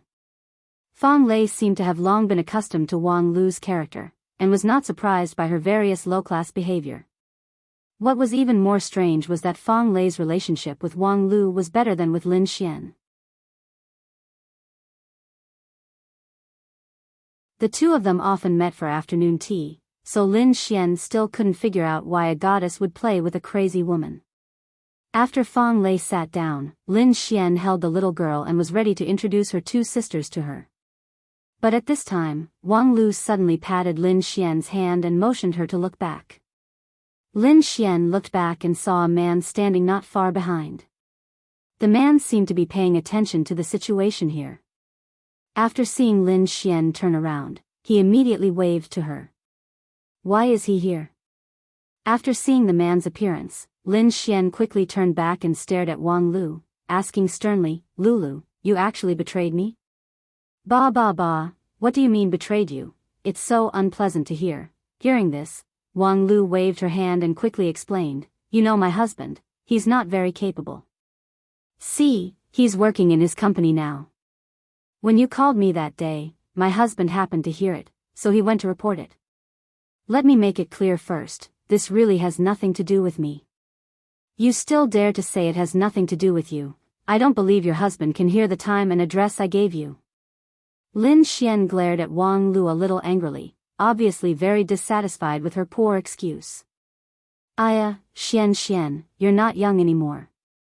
You're almost 30, but you still haven't had a boyfriend, no one would believe you. Li Xiuan has been chasing you for 5 or 6 years, right? He's so good, has his own company, has family connections and money, and is deeply in love with you. Seriously, think about it carefully. If you like him so much, why don't you go back and divorce your husband now, and I'll matchmake the two of you. Lin Xian's words left Wang Lu speechless. Thus, Wang Lu could only wave in Li Xiuan's direction, indicating that they should find a seat. She kept trying to please Lin Xian, trying to calm Lin Xian down. Chen Shi silently looked at the few old classmates who were sitting there. In a trance, he seemed to have returned to the lush green campus. That year, the spring breeze was bright and beautiful. That year, the years were peaceful. That year, with a beauty by his side.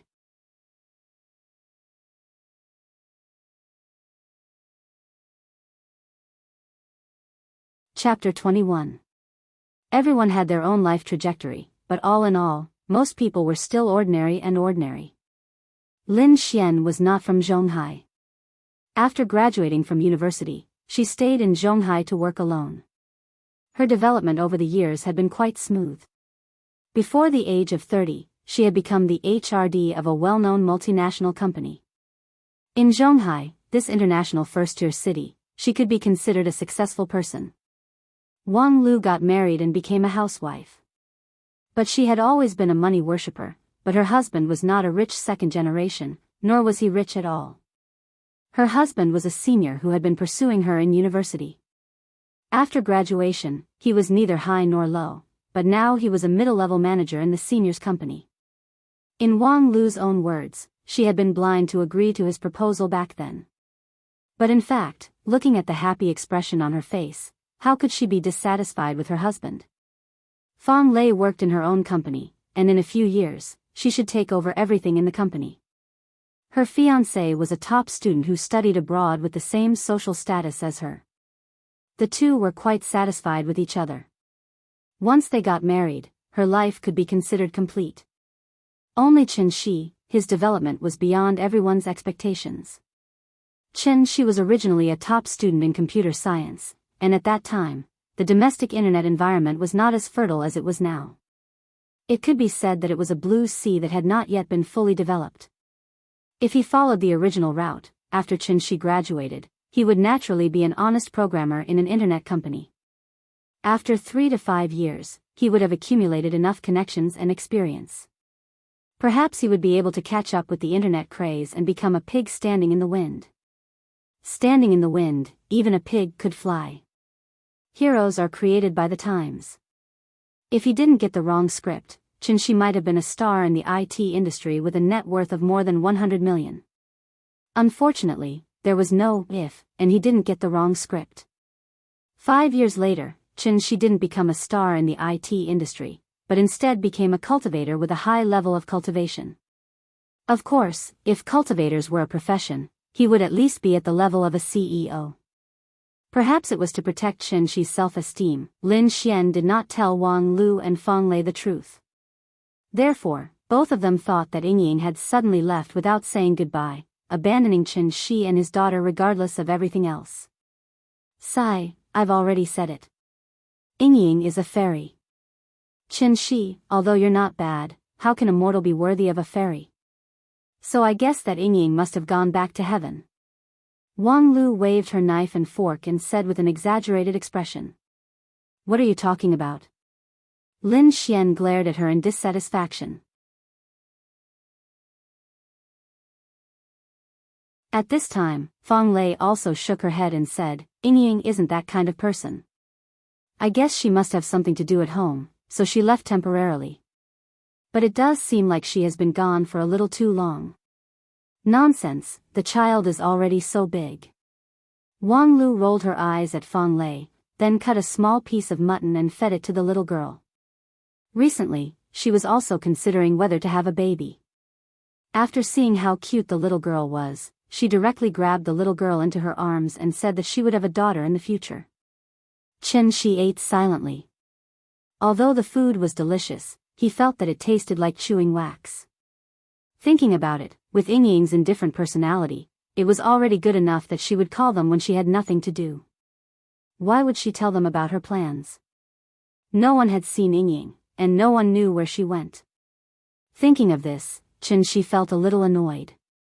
Tianxian domain was so far away, but he could still rush back. He didn't believe that he couldn't find someone on such a small planet. The few of them chatted for a while. Seeing that Ying's matter could not be discussed further, Wang Lu changed the topic and said carefully, Xian, no matter what, Li Xiuan is an old friend of ours.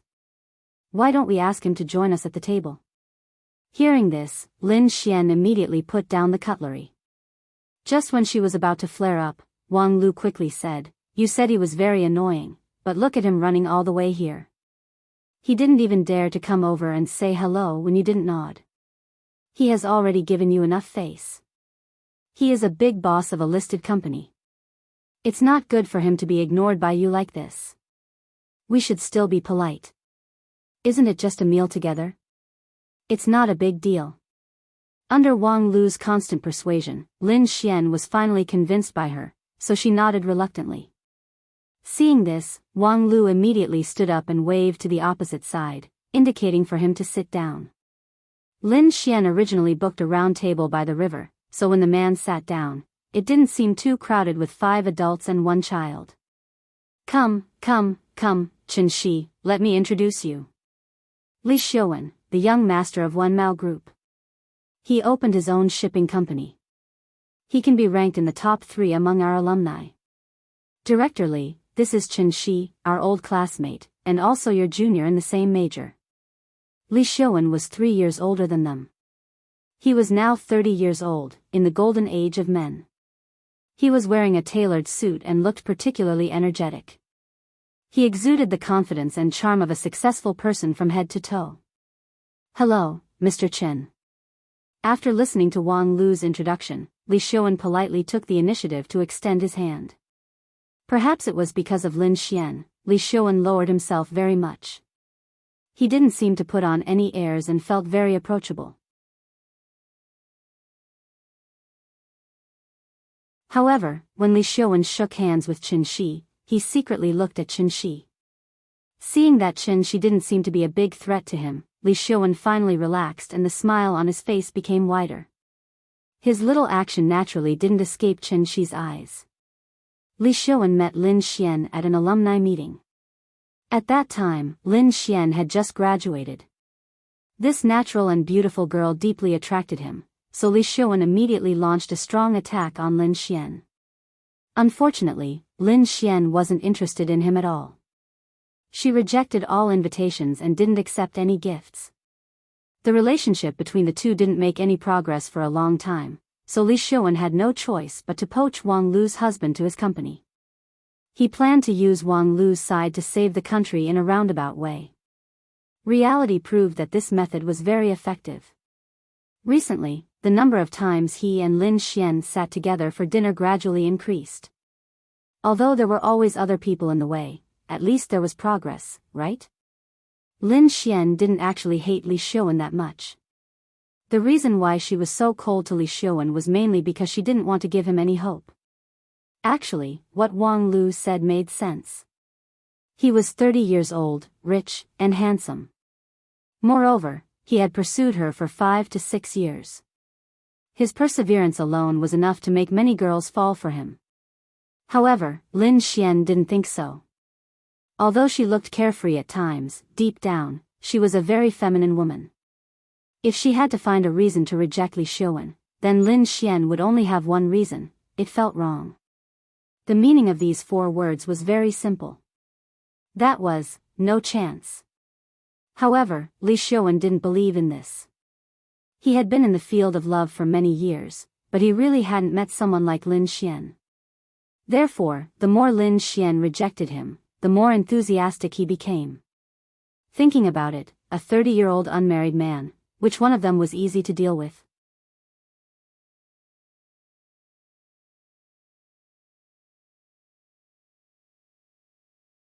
Chapter 22. Li Xiuwen sat down, and the atmosphere cooled down a lot with his arrival. Lin Xian took the little guy from Wang Lu's arms and started talking to him. Perhaps he was used to Lin Xian's indifference, but Li Xiuwen didn't feel awkward at all.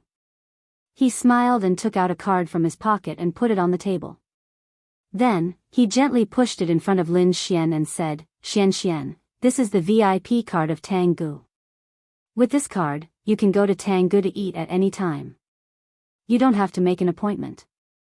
There was no need to line up and make an appointment, and it would be free of charge. Of course, Li Xiuwen didn't say the last sentence. Tanggu, Tea en Court, was the only 3-star Michelin restaurant in the mainland. It focused on traditional Huaxia and Cantonese dishes. The per capita consumption was about 1,000 yuan, and every meal had to be booked at least a month in advance. However, after he finished speaking, Lin Xian didn't react at all, as if she hadn't heard him at all. At this time, Wang Lu's eyes immediately lit up and she shouted. She took the card in her hand and looked at it carefully. Then, she said in surprise, Tanggu also has a membership card? Why haven't I heard of it? In the past, every time I went, I had to call in advance to make an appointment. Sometimes, I had to wait a month for a seat. After that, Wang Lu handed the membership card to Lin Xian and said with a smile, Xian, quickly accept it. In the future, I can bask in your glory and have a big meal at any time. Not interested. Hearing this, Lin Xian didn't even look at it. She held the little guy and asked, Baby, are you full? The little guy nodded and said in a childish voice, I'm full. Thank you, sister. Good girl, Mua. Lin Xian kissed Nianyan's little face and continued to ask, Do you want sister to take you to see Dianjiang? Dianjiang is beautiful at night. Okay. The little guy was a little impatient from sitting, so he immediately stretched out his hands and hung himself around Lin Xian's neck. Lin Xian supported her little butt, got up and said, I'll take the child upstairs to have a look. You guys take your time eating. After saying that, she got up and left, leaving everyone looking at each other. The atmosphere was a little awkward.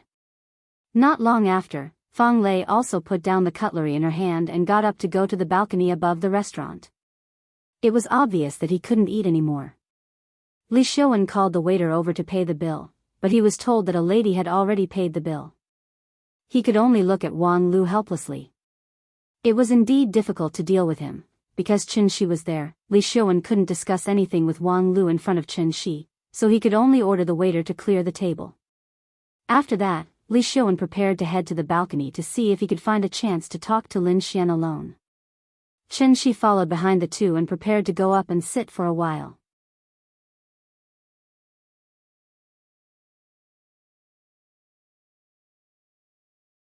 Not counting labor and transportation costs, the cost of rose petals alone was more than 500,000 yuan. This shocking courtship from a college student also caused a sensation in the country. It was a pity that this earth-shattering romantic courtship ended with the indifferent rejection of the heroine. According to insiders, the heroine was actually present that day, but she didn't pay attention to Zhao Yuan's affectionate confession at all. Instead, she kissed another boy affectionately in front of everyone. To be honest, even if Chen Shi recalled the scene at the time, it seemed that he could deeply understand Zhao Yuan's embarrassment at the time. Hitting people didn't hit their faces, but the heroine's behavior was like hitting someone in the face after slapping them. Later, Chen Shi and Ying Ying talked about this matter. Ying Ying's words at the time immediately made Chen Shi deeply understand the heroine's behavior was correct. She clearly knew that she had a boyfriend, but she still put on such a big show and called so many people to support her. You say, if the girl agreed at the time, what kind of experience would the girl's boyfriend have? Why don't I give you a chance to experience this feeling? That's right, the heroine was Ying Ying. Zhao Yuan took a deep look at Chen Shi. Although this matter had passed for many years, it had already become the biggest shadow in his life.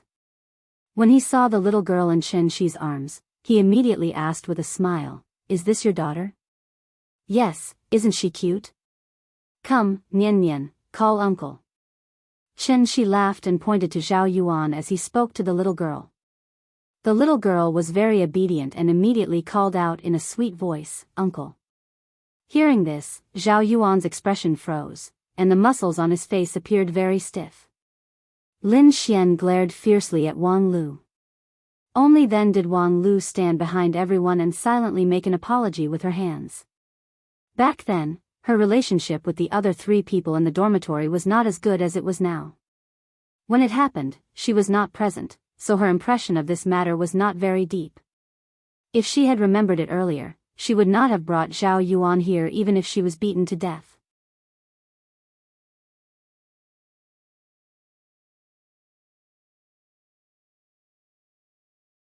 Chapter 23. The waiter quickly brought the drinks over. Under Li Xiuan's strong request, everyone shared a drink with their own thoughts.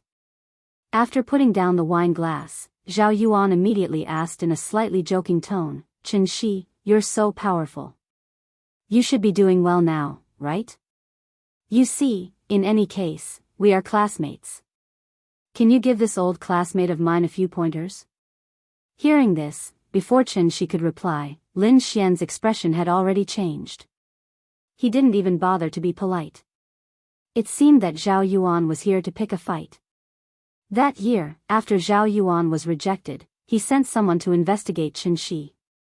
At that time, he realized that he had lost to a kid who worked part-time and relied on scholarships to pay his tuition fees.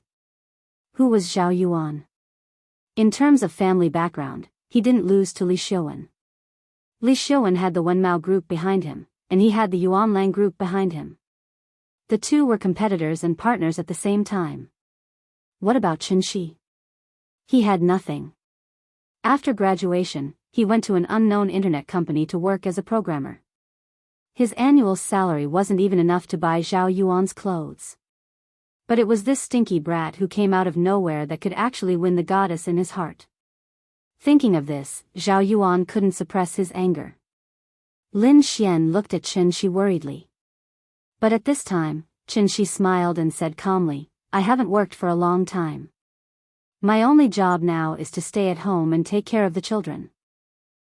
Zhao Yuan was about to drink when he heard Qin Shi's words. He spat out a mouthful of wine and said in an exaggerated tone, "Take care of the children?" Sorry, I was scared just now." Zhao Yuan hurriedly wiped the water on the table, then continued to ask in confusion, "Isn't taking care of children a woman's job? Where's your wife?" When he said this, even Li Xiuwen, who still didn't understand the situation, couldn't help but change his expression. "Enough." Lin Xian interrupted him sternly, then stood up and shouted angrily, "We can't afford to entertain you rich kids. Have fun by yourselves." After that, she was about to leave with Qin Shi. Qin Shi patted her arm gently and stood up as well. He looked at Lin Xian and comforted her, "It's okay, don't be angry. Let's go, I should take Nian home to rest." Lin Xian still felt a little angry. She glared fiercely at Wang, then turned and walked toward the stairs. Fang Lei looked at the situation and stood up without saying a word. It seemed that she was preparing to leave with Lin Xian. Xian, don't go." Wang Lu looked at Lin Xian worriedly. She really didn't expect things to turn out like this. It had been 6 or 7 years since they graduated. Who would still remember the grudges in school? The party hadn't started yet, but it was about to end. Li Xiuwen looked at Zhao Yuan with some resentment, then stood up to stop Lin Xian.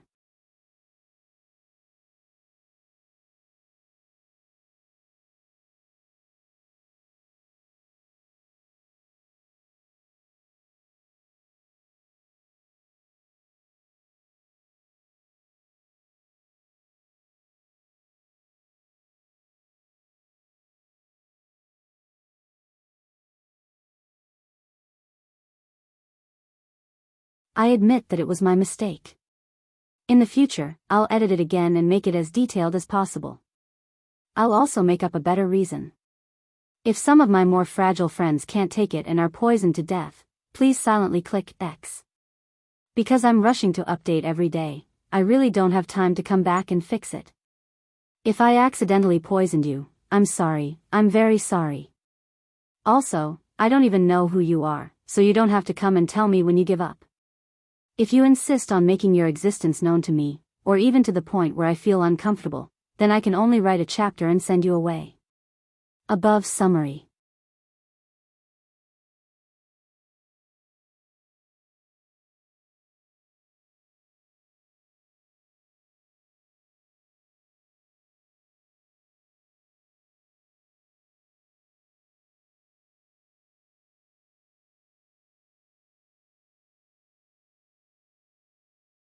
Chapter 26. The next day, Sally Restaurant. Last night's farce caused a lot of sensation, but unfortunately, when the hotel security staff received the news and hurried over, the attacker had already left. It was said that the matter was a bit big, even the ambulance came, and a person was carried down from upstairs. It was estimated that the injury was not light. Sally Restaurant has been open for a few years, and such a bad incident has never happened. It's not because the security here is good, but because the people who come here to eat are basically some people who have a high status. Everyone is people with status. How can they fight over a small matter? So after this incident, the restaurant manager hasn't had a good sleep since last night. Early in the morning, he received a call again, asking him to hurry to the restaurant to cooperate with the investigation.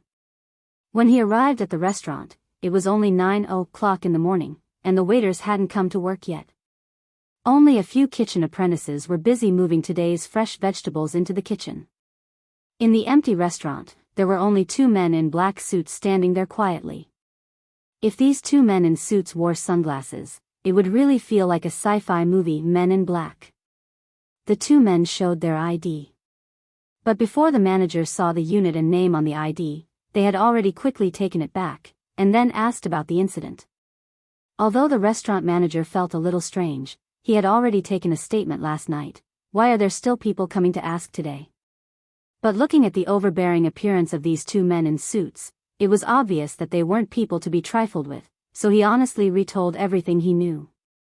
In fact, he wasn't on the terrace at all, and everything he knew was heard from the waiter. It was said that 2 men quarreled at that time, and the person who attacked broke the long table with a slap. Later, they quarreled for a few more words, and then the attacker attacked. According to the waiter's description, they didn't even see the attacker's movements at that time, and the man who was hit had already flown out and hit the fence. Breaking a long table with a slap. Kicking someone 2 or 3 meters away with a kick. And seriously injured to the point that he needed an ambulance to take him away? In this regard, the restaurant manager always maintained a skeptical attitude, but the 2 waiters present at the time said so he could only tell the police this. As for whether the police believed him or not, that was not his concern. After the 2 men in suits finished listening to the restaurant manager, they asked the manager to take them to the balcony. On the balcony, the long table had not been cleaned up yet, so they walked directly to it. One of them crouched at the broken part of the table. After carefully examining it, he took out his mobile phone and took a few photos.